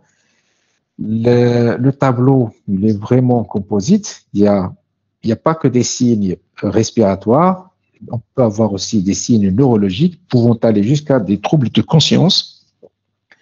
On peut également avoir des signes généraux et des signes rénaux. Parfois, il y a des formes graves qui vont être directement hospitalisées en réanimation. C'est pour ça que quand je vous ai parlé tout à l'heure de cette épidémie de légionnaires qui est arrivée en Europe, donc la légionnaire, ça peut être responsable de cas vraiment graves et de décès. Les légionnaires, généralement, ce n'est pas une transmission interhumaine. Généralement, ce sont des germes qui pullulent au niveau des canalisations, soit de ventilation, d'air chaud ou bien d'eau chaude également. Donc, ce sont des germes qui sont présentes dans ces canalisations et parfois elles deviennent plus virulentes ou bien va se retrouver dans un corps qui ne se défend pas bien. Et dans ce cas-là, on aura une pneumonie à légionnaire ou bien une légionellose. Donc, il y a aussi les pneumonies à germes intracellulaires, mycoplasme et chlamydia. Généralement, ce sont des tableaux de pneumopathie interstitielle. Souvent, l'évolution elle est favorable avec un traitement simple par des macrolides pendant 7 jours ou 10 jours. Donc, en principe, tout se passe très bien. Les pneumonies à staphylocoque, là, c'est plutôt un tableau bruyant avec des formes de bronchopneumonie. Souvent, ça survient chez un sujet avec des tares associées, en particulier, par exemple, le diabète, insuffisance rénale ou autre. Et là, j'aimerais juste dire que les pneumonies à staphylocoque sont plus fréquentes chez les enfants. Elles sont souvent responsables de piopneumothorax. Au début, ce sont des opacités alvéolaires, macronodulaires bilatérales diffuses, c'est-à-dire un tableau de bronchopneumonie. Et rapidement, ces opacités, ces nodules, ces macronodules vont se nécroser petit à petit et vont se rompre au niveau de la plèvre et entraîner un piopneumothorax qui est vraiment très grave. Ça peut entraîner le décès. Et ça survient beaucoup plus chez les enfants que chez l'adulte. Également les pneumonies à bacilles gram négatifs. Là aussi, ce sont des tableaux qui sont brutaux et graves, avec des bronchopneumonies disséminées graves, parfois qui peuvent se compliquer de septicémie et de séjour en réanimation, voire le décès.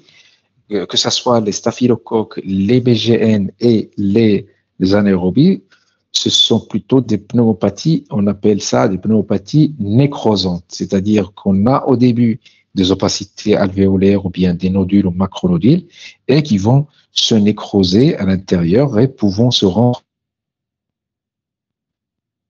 nécrosantes qui vont entraîner. Donc, concernant les anaérobies, ce sont des tableaux plutôt de bronchopneumonie, de nécrose. Là, donc j'ai eu l'expérience. Donc là, l'évolution peut se faire vers l'absédation, la nécrose et la pleurésie purulente. Juste à titre d'anecdote, donc ma première pleurésie purulente, c'était un germe anaérobie. Donc quand j'étais résident, j'ai fait ma ponction tranquille. Donc c'était du pus franchement purulent. Et là, j'ai senti une odeur, mais vraiment, c'est la pire odeur que j'ai sentie de toute ma vie. Au début, c'était pas très fort. J'ai même suspecté un petit peu l'entourage. Mais après, c'est devenu vraiment très fort, c'est-à-dire que on ne peut pas oublier l'odeur des anaérobies. Que ce soit un abcès ou bien une pleurésie purulente, on ne peut jamais oublier l'odeur des anaérobies. C'est vraiment une odeur très, très forte. Et là, il faut toujours voir l'état bucco-dentaire, parce que généralement, au niveau de la plaque dentaire peut contenir des germes, en particulier des anaérobies, et ces anaérobies, à une telle et telle occasion, c'est à l'occasion d'une immunodépression ou bien d'une dénutrition, c'est-à-dire un terrain particulier, on va avoir une pneumonie avec une migration de ces anaérobies vers le parenchyme pulmonaire, entraîner une pneumopathie nécrosante. Donc, si les pneumonies d'inhalation, et dans ce cas-là, donc il faut toujours, à chaque fois qu'on a un contexte avec des troubles de conscience, c'est-à-dire un contexte où il y a une altération de la conscience, comme par exemple lors de l'éthylisme, quelqu'un qui est souvent sous, lors de l'épilepsie ou bien de coma, dans ce cas-là, il faut toujours suspecter des pneumonies, des pneumopathies d'inhalation. En particulier, si on a un mauvais état bucco-dentaire. Quoique, parfois, les pneumopathies d'inhalation, ce n'est pas seulement le contenu buccal, parfois on peut avoir le contenu gastrique qui va migrer vers le poumon et entraîner des pneumopathies d'inhalation. Donc là aussi, c'est un tableau de bronchopneumonie. Et bien sûr, les germes les plus incriminés, ce sont les trois germes dont on a parlé, c'est-à-dire les anaérobies, les bacilles-gram négatifs et les staphylocoques. Les pneumonies virales, elles sont rares ou bien au moins très légères chez l'immunocompétent. C'est souvent, ça va guérir généralement spontanément. Les virus les plus incriminés, c'est surtout le virus influenza, A, B, C, mais également par influenza. Le virus respiratoire syncytial, la rougeole, la rubéole, la varicelle, mais la liste est assez longue, je l'ai cité. Incriminés. Donc, en parlant de pneumonie virale, donc j'aimerais bien juste montrer quelques plaques concernant la pneumonie virale qui est d'actualité maintenant, la COVID-19. Donc, le virus SARS-CoV-2, bien COVID-19, fait partie de la famille des coronavirus. Cette famille qui contient 7 variétés, dont le SARS-CoV-1. Vous n'avez pas, heureusement que vous ne l'avez pas fait, donc vous n'avez pas vécu aussi des épidémies de SARS et des épidémies de MERS. Le SARS aussi, c'est un coronavirus également. Je crois que c'était en 2002, 2003, je crois. En tout cas, il y a eu 2 épidémies, à la fois une de SARS qui atteignait surtout les poumons et aussi des épidémies de MERS. C'est une épidémie de coronavirus qui est survenue au Moyen-Orient. D'ailleurs, c'est pour ça que ça s'appelle MERS, c'est Moyen-Orient respiratory. Je me rappelle plus. En tout cas, c'est une épidémie qui est survenue au Moyen-Orient et ce sont tous les deux font partie des coronavirus. Et là, la COVID-19, c'est le 3e virus de cette liste qui a entraîné cette pandémie. Donc, l'origine de l'épidémie, vous le savez tous, c'est dans la ville de Wuhan, en Chine. C'était en décembre 2019 et rapidement, ça s'est propagé dans tout le monde, toute la Terre. Donc, c'est apparemment une zoonose dans le réservoir et la chauve-souris. Donc, jusqu'au 25 février 2022, au niveau mondial, on a eu plus de 430 millions de cas et presque 6 millions de personnes décédées. Donc, c'est quand même énorme. Au Maroc, toujours jusqu'à la même date, jusqu'au 25 février 2022, il y a eu plus d'1 million de cas et à peu près 15 900 décès. C'est-à-dire, ce sont les cas cumulés depuis le début de la pandémie. Donc, le virus se transmet par l'échange de gouttelettes, qui sont chargées bien sûr de virus, soit quand on tousse, ou bien quand on éternue, et même quand on parle. Donc, c'est pour ça que la bavette, c'est vrai qu'elle ne protège pas à 100%, mais quand même, elle réduit beaucoup le risque de contamination, de contagion. Donc, là, les surfaces ou les objets contaminés également. Donc, quelqu'un qui est contaminé par les virus, il peut, c'est-à-dire en parlant, projeter des éclats et les gouttelettes au niveau des surfaces ou bien au niveau des objets, par exemple au niveau sur les poignets, sur une surface de table, sur un objet quelconque, et puis il y a une autre personne qui va l'utiliser et ça va donner une contamination si cette personne touche la bouche, les yeux ou le nez. Donc, l'incubation, elle est très variable, à peu près entre 4 et 14 jours, mais le plus souvent, c'est à peu près les de 4 à 6 jours, le plus souvent.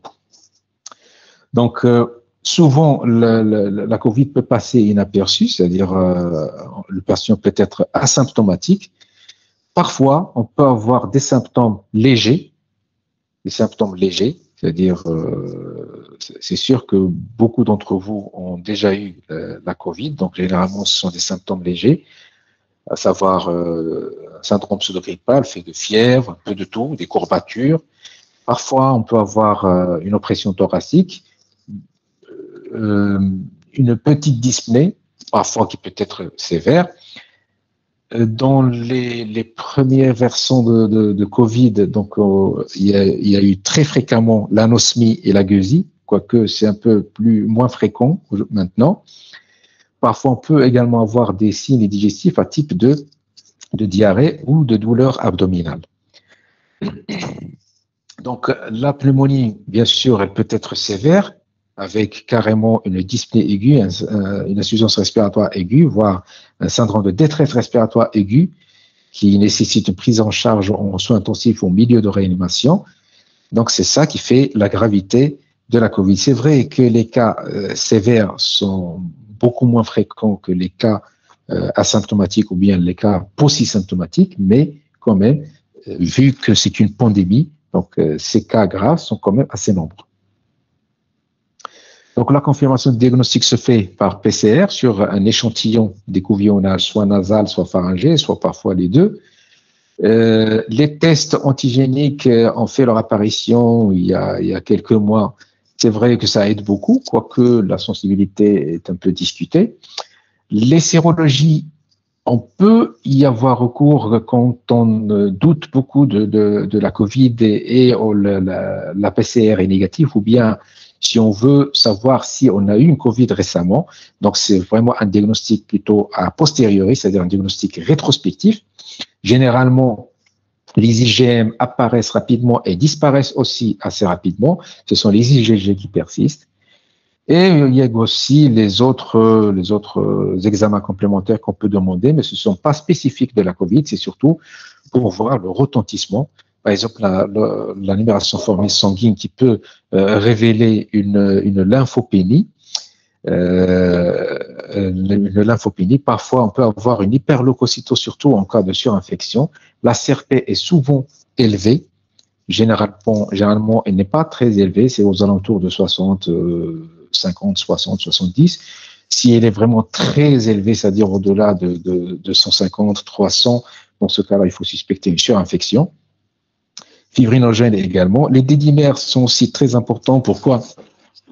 Parce que depuis le début de la pandémie, on a remarqué qu'il y a beaucoup de complications à type d'embolie pulmonaire.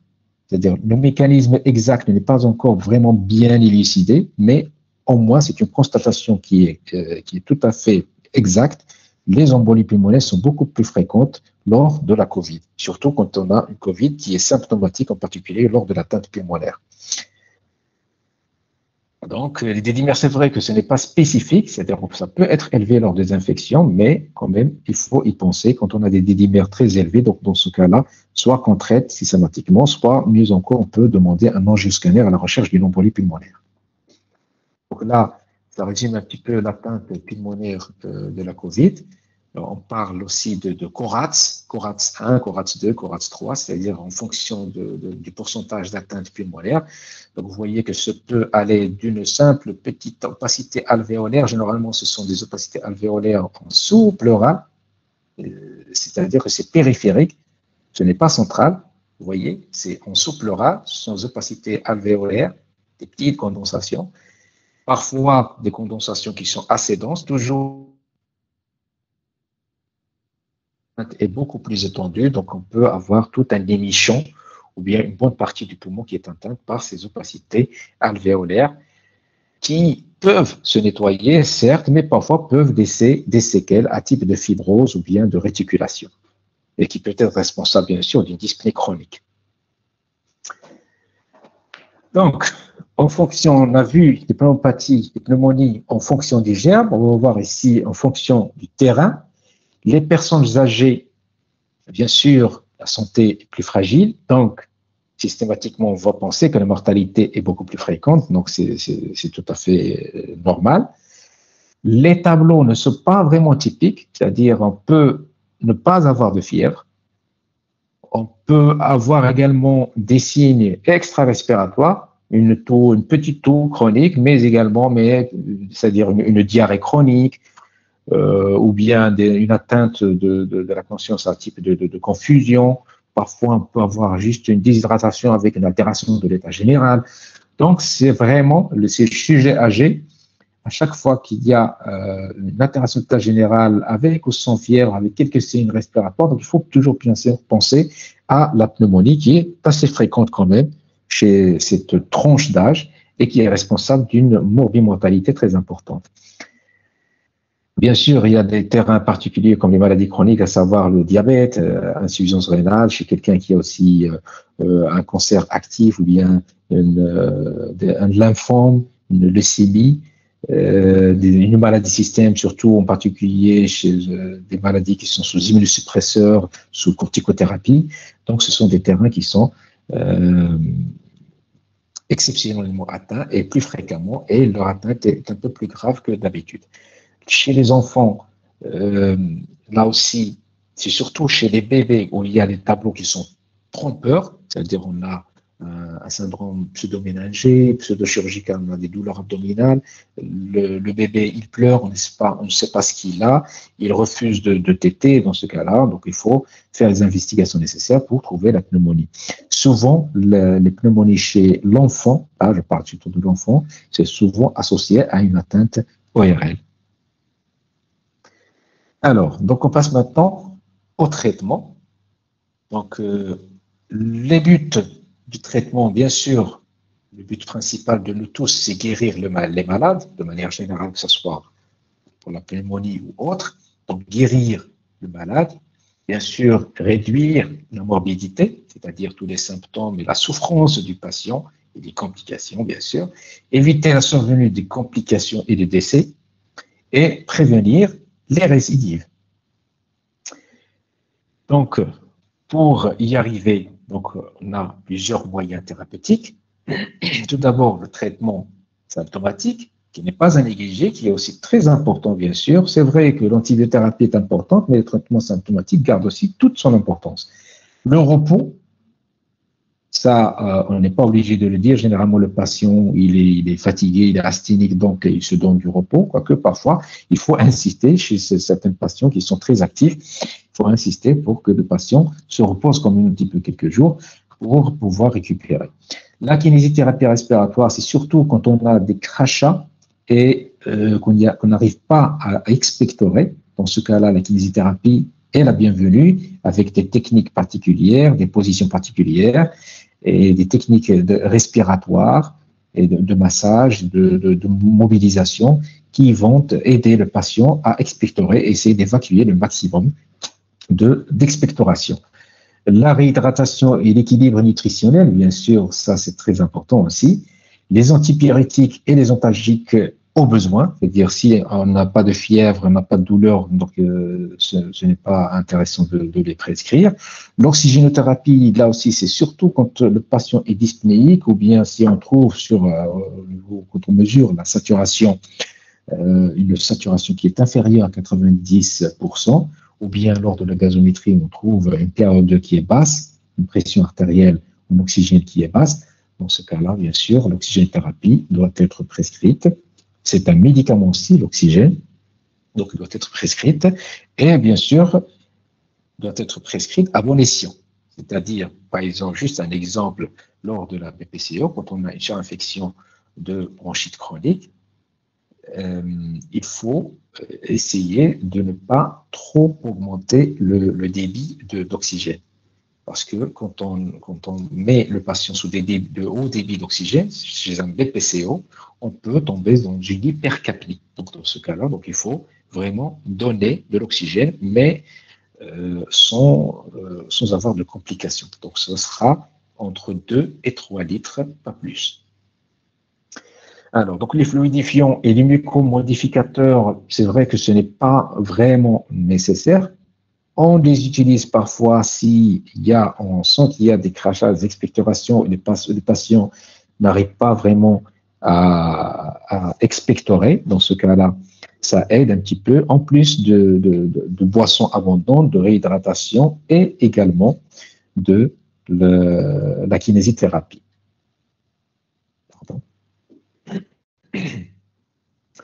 Les bronchodilatateurs, c'est surtout si on a un bronchospasme. Donc là, c'est surtout quand on a des sibilants, bien un terrain d'asthme ou de BPCO. Dans ce cas-là, on utilisera des bronchodilatateurs soit en spray, soit en nébulisation. La corticothérapie de courte durée, elle n'est pas systématique, mais parfois on peut l'utiliser toujours dans les mêmes conditions, c'est-à-dire quand on a une BPCO, une exacerbation de BPCO ou bronchite chronique, ou bien dans le cas de patients asthmatiques. Donc, le traitement étiologique, bien sûr, c'est l'antibiothérapie. Cette antibiothérapie est au début probabiliste parce qu'on n'a pas de germe. On n'a pas encore isolé de germe. Donc, sur quoi on va se baser pour prescrire l'antibiothérapie? Sur deux données à la fois épidémiologiques. Par exemple, j'ai cité tout à l'heure l'exemple de l'épidémie de légionnaire qui était arrivée en Europe. Dans ce cas-là, vu que les cas sont très fréquents, donc il faut toujours penser à la légionnaire. En plus des autres pneumonies, bien sûr, il faut penser à l'étiologie de légionnaire. Et même maintenant, dans le contexte du Covid, c'est vrai que maintenant c'est de moins en moins fréquent, mais lors du pic de la Covid, en principe, quelqu'un qui se présente avec des symptômes, le contexte épidémiologique, il doit aussi dicter le type d'antibiothérapie qu'on va utiliser. La clinique, bien sûr, la présentation, que ce soit les signes généraux, les signes fonctionnels respiratoires et l'examen clinique, ainsi que les signes radiologiques. On l'a vu tout à l'heure, donc il y a plusieurs tableaux, ça diffère en fonction des germes, en fonction du terrain. Dans ce cas-là, donc la clinique et la radiologie, elle est très importante pour pouvoir nous orienter vers telle ou telle antibiothérapie en fonction du germe qu'on suspecte le plus.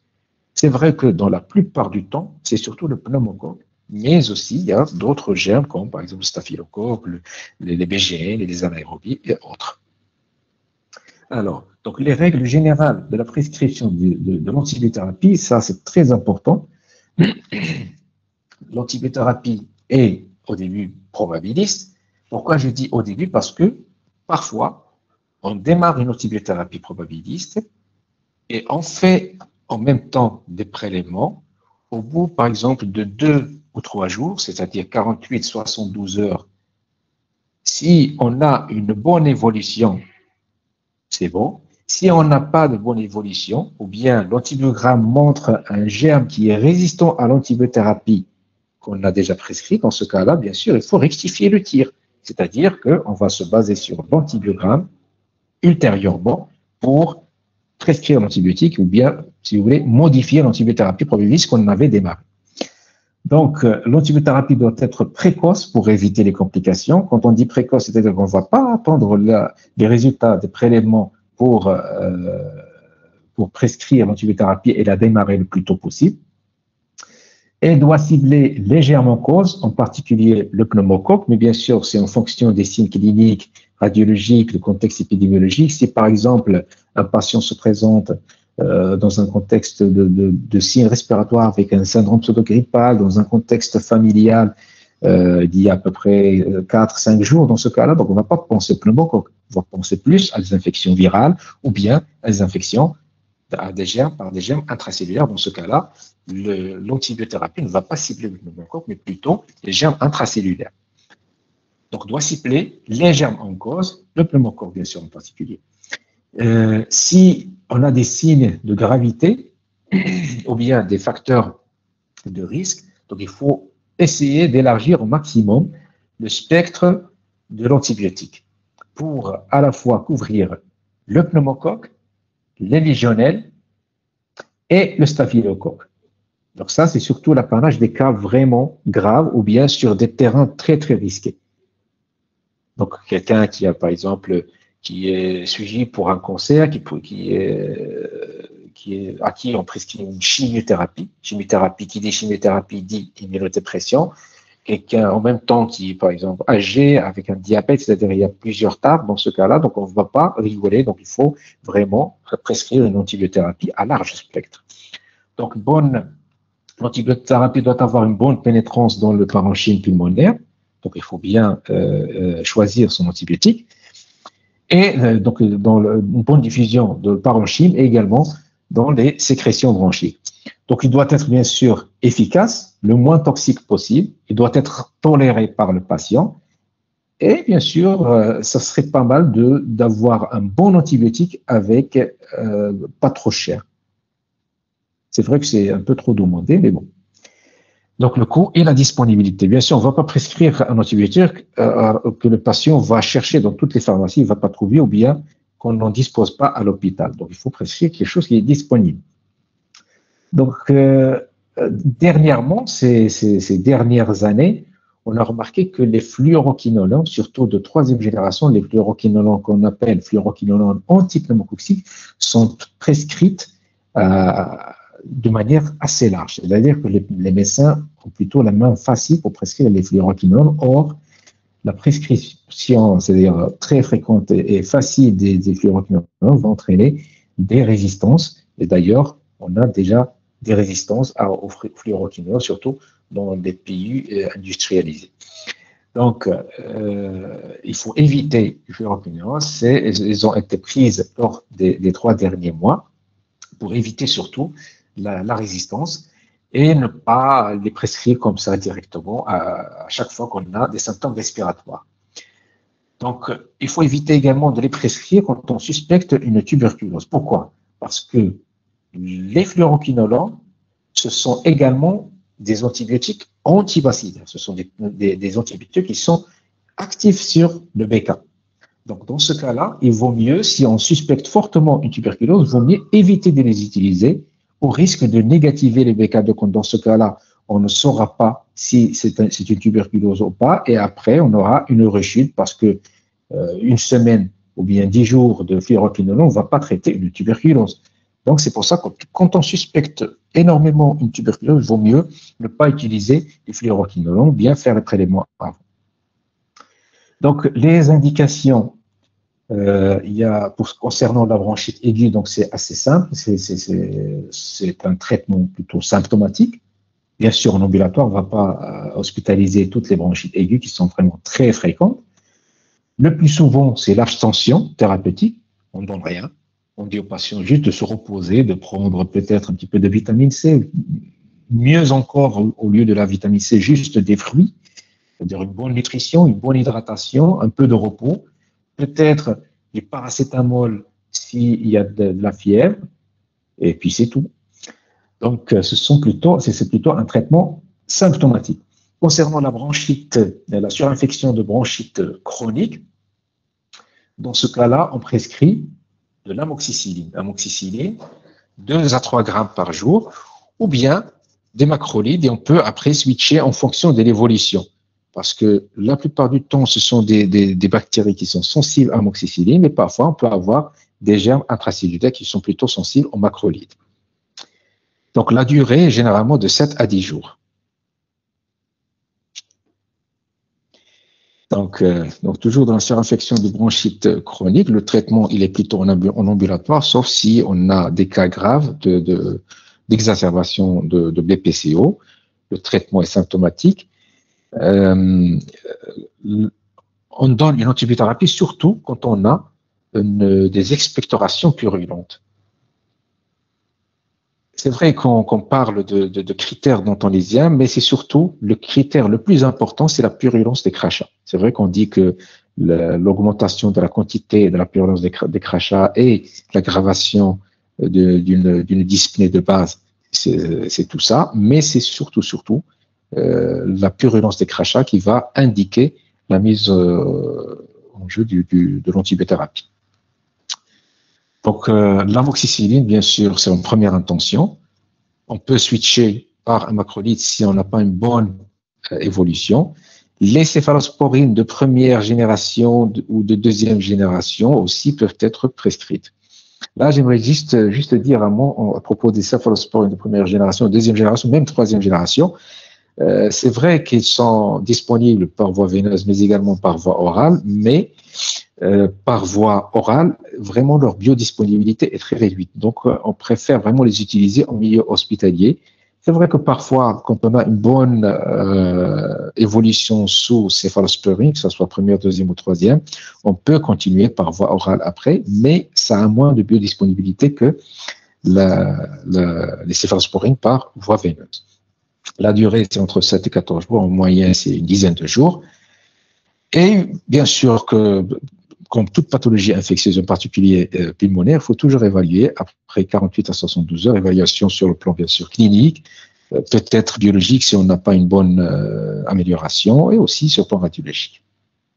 Concernant les pneumonies aiguës communautaires, l'évaluation de la gravité se fait, le choix du traitement se fait en fonction de la gravité, c'est-à-dire si on a des facteurs de risque ou pas, si on a des signes de gravité, et aussi en fonction de l'analyse des scores pronostiques. Il y a plusieurs scores qui ont été innovés par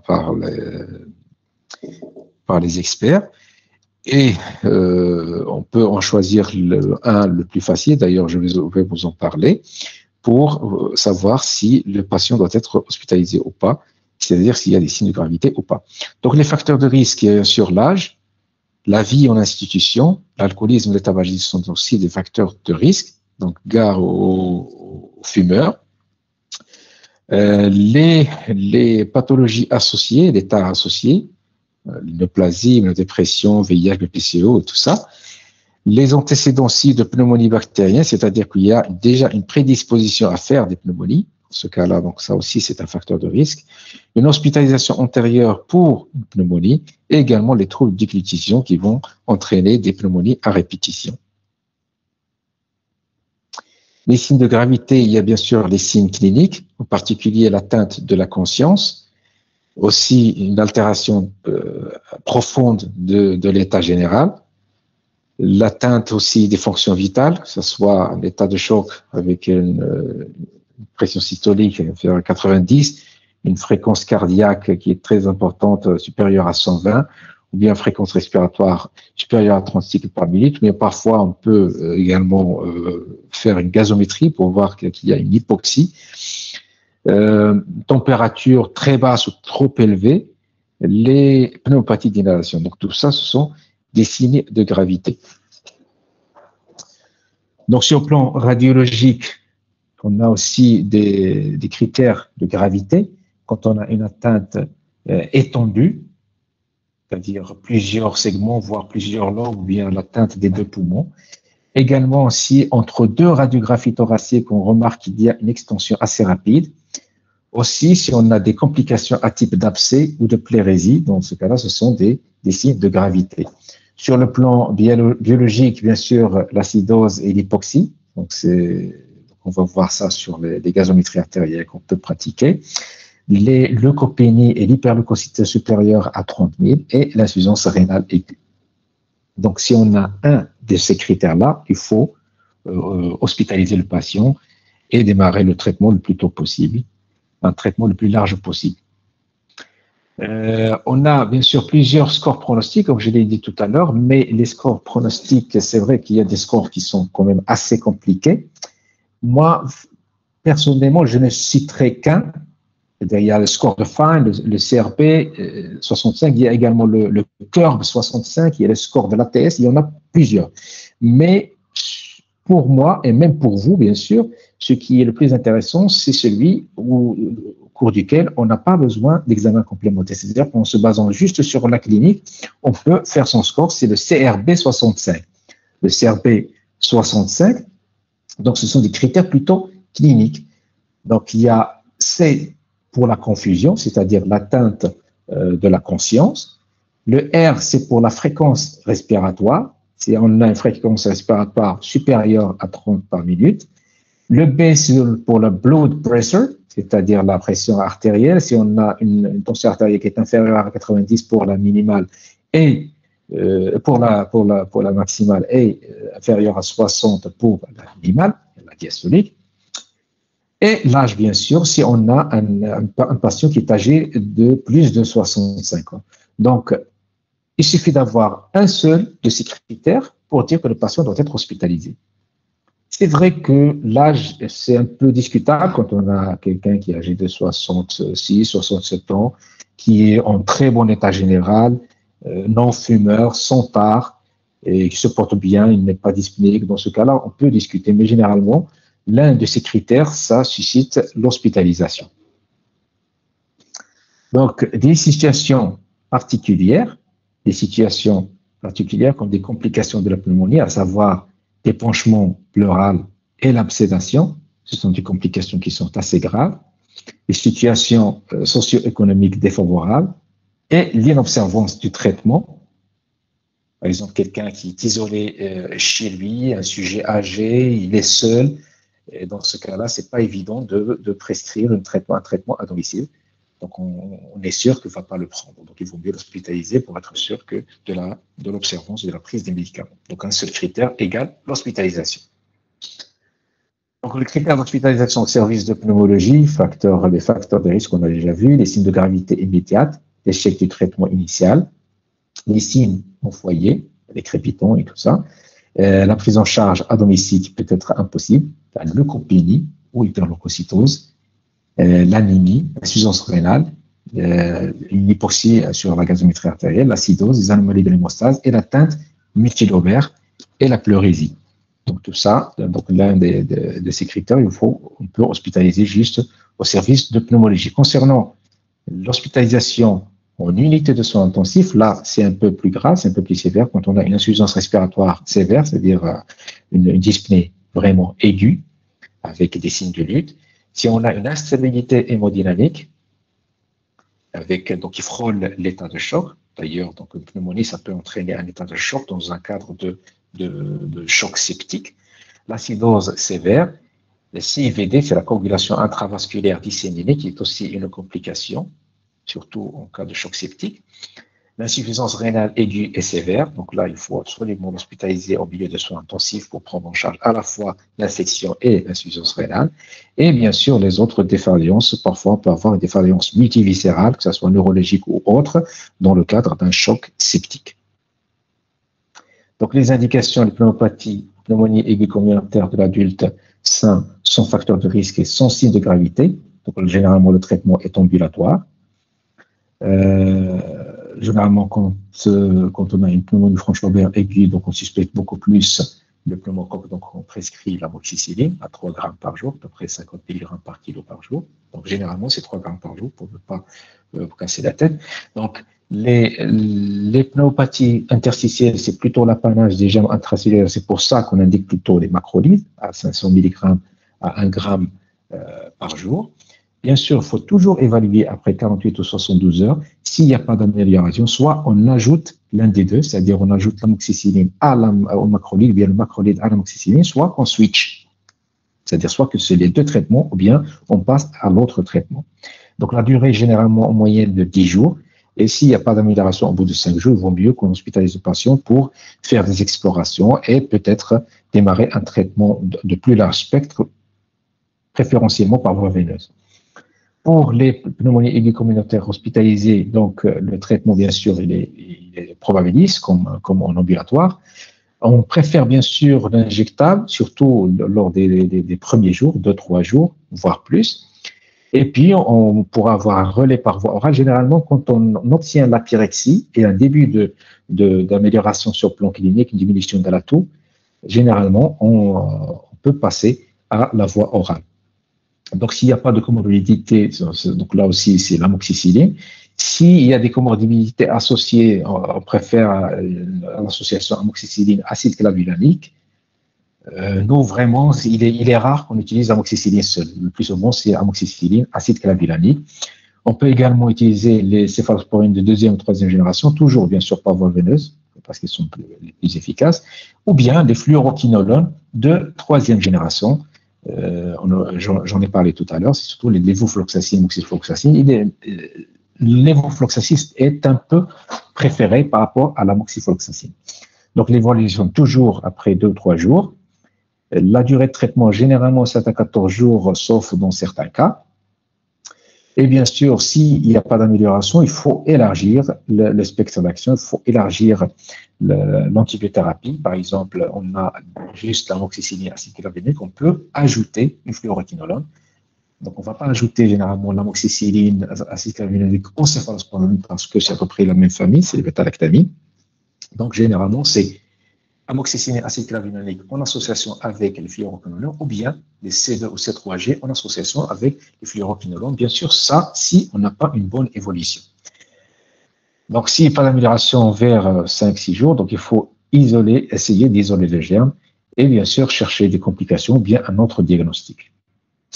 Et les pneumonies aiguës communautaires qui sont hospitalisées en unité de soins intensifs, donc, il faut bien sûr démarrer le traitement le plus précocement possible avec un spectre le plus large possible. Souvent, ce sont des associations, soit acide clavulanique, amoxicilline acide clavulanique en association avec les macrolides ou bien les fluoroquinolones. C'est-à-dire, dès le départ, on ne va pas attendre 72 heures pour associer. Bien sûr, la voie injectable puis, si on a une bonne évolution, on peut passer à la voie orale. Et là, souvent, la durée de traitement est un peu plus prolongée. En milieu de soins intensifs, on s'acharne souvent à isoler le germe parce que parfois le patient est intubé, ventilé. Donc, on peut en profiter pour faire un prélèvement distal protégé ou bien une fibroscopie avec des prélèvements perfibroscopiques, à savoir une aspiration bronchique ou un LVR. Donc, bien sûr, si on isole le germe et on trouve une non-concordance par rapport au traitement, donc il faut, dans ce cas-là, adapter l'antibiothérapie en fonction de l'antibiogramme. L'antibiogramme, ça donne une liste d'antibiotiques avec la sensibilité. Est-ce que c'est sensible ou résistant par rapport au germe?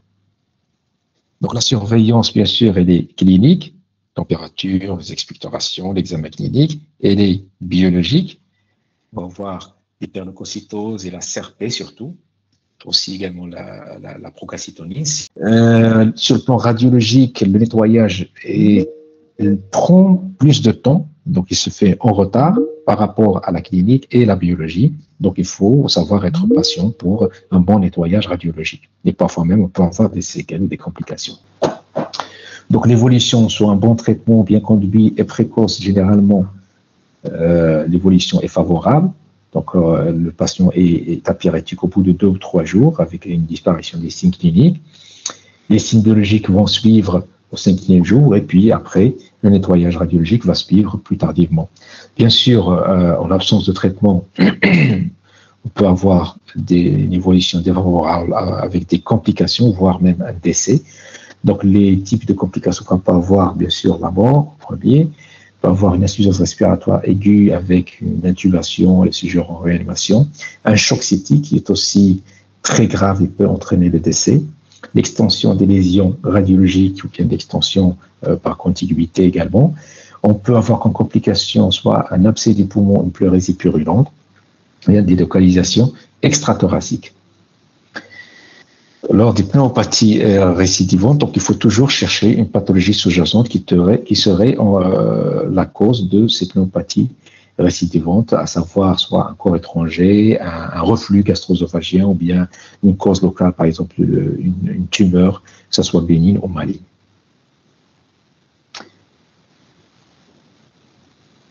Donc parfois, on peut avoir un échec de l'antibiothérapie, soit parce qu'on a mal prescrit notre antibiothérapie en fonction de la clinique et du contexte épidémiologique, soit parce qu'il y a une erreur du diagnostic, c'est-à-dire que ce n'est pas vraiment une pneumonie, c'est autre chose, c'est-à-dire les différents diagnostics différenciés qu'on a vu tout à l'heure, soit et ça c'est surtout l'apanage du traitement en ambulatoire, soit une non-observance du traitement, ou bien une cause locale, comme je l'ai dit tout à l'heure.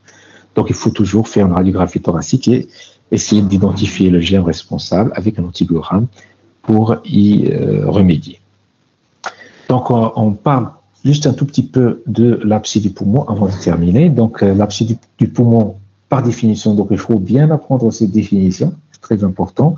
L'abcès du poumon, c'est une suppuration collectée, mais qui est dans une cavité néoformée. J'insiste sur néoformée. Ce n'est pas une cavité préformée. Ce n'est pas une cavité séquelaire. C'est une cavité qui est néoformée, c'est-à-dire qui s'est formée au cours de l'infection pour donner un abcès. Ce n'est pas une cavité qui était déjà là, qui était séquelaire, et il y a eu une surinfection. Ça, c'est autre chose. Donc, l'abcès du poumon, par définition, c'est une suppuration collectée dans une cavité néoformée qui est creusée dans le parenchyme pulmonaire par une infection pulmonaire aiguë, bien sûr non tuberculeuse.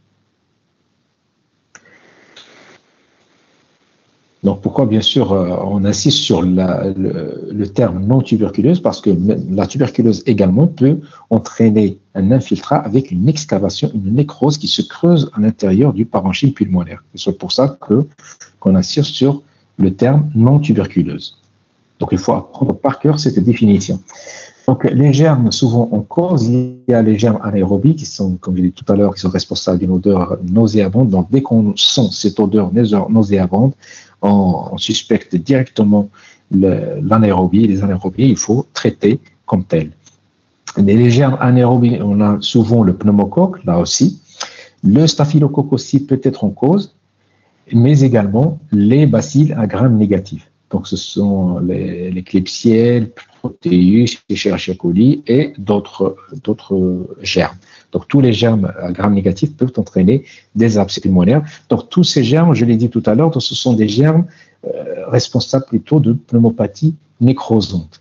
Nécrosante, c'est-à-dire qui vont liquéfier le parenchyme pulmonaire, le nécroser et entraîner une absédation, voire même des complications à type de pliopneumothorax, complications aiguës. Donc, le diagnostic positif, surtout bien sûr la clinique, les signes respiratoires, comme toutes les infections respiratoires, la toux, les expectorations purulentes, parfois nauséabondes. On peut avoir une possibilité de vomite, c'est-à-dire l'évacuation de l'abcès de manière brutale dans les bronches. C'est comme le kyste hydatique, je ne sais pas si vous l'avez déjà vu ou pas, mais en tout cas, on peut avoir une évacuation brutale de l'abcès dans les bronches et avoir une vomite avec aussi des signes généraux, une fièvre, une altération d'état général. L'examen clinique peut montrer un syndrome d'épanchement liquidien ou bien peut-être normal. L'imagerie thoracique, c'est une opacité ronde.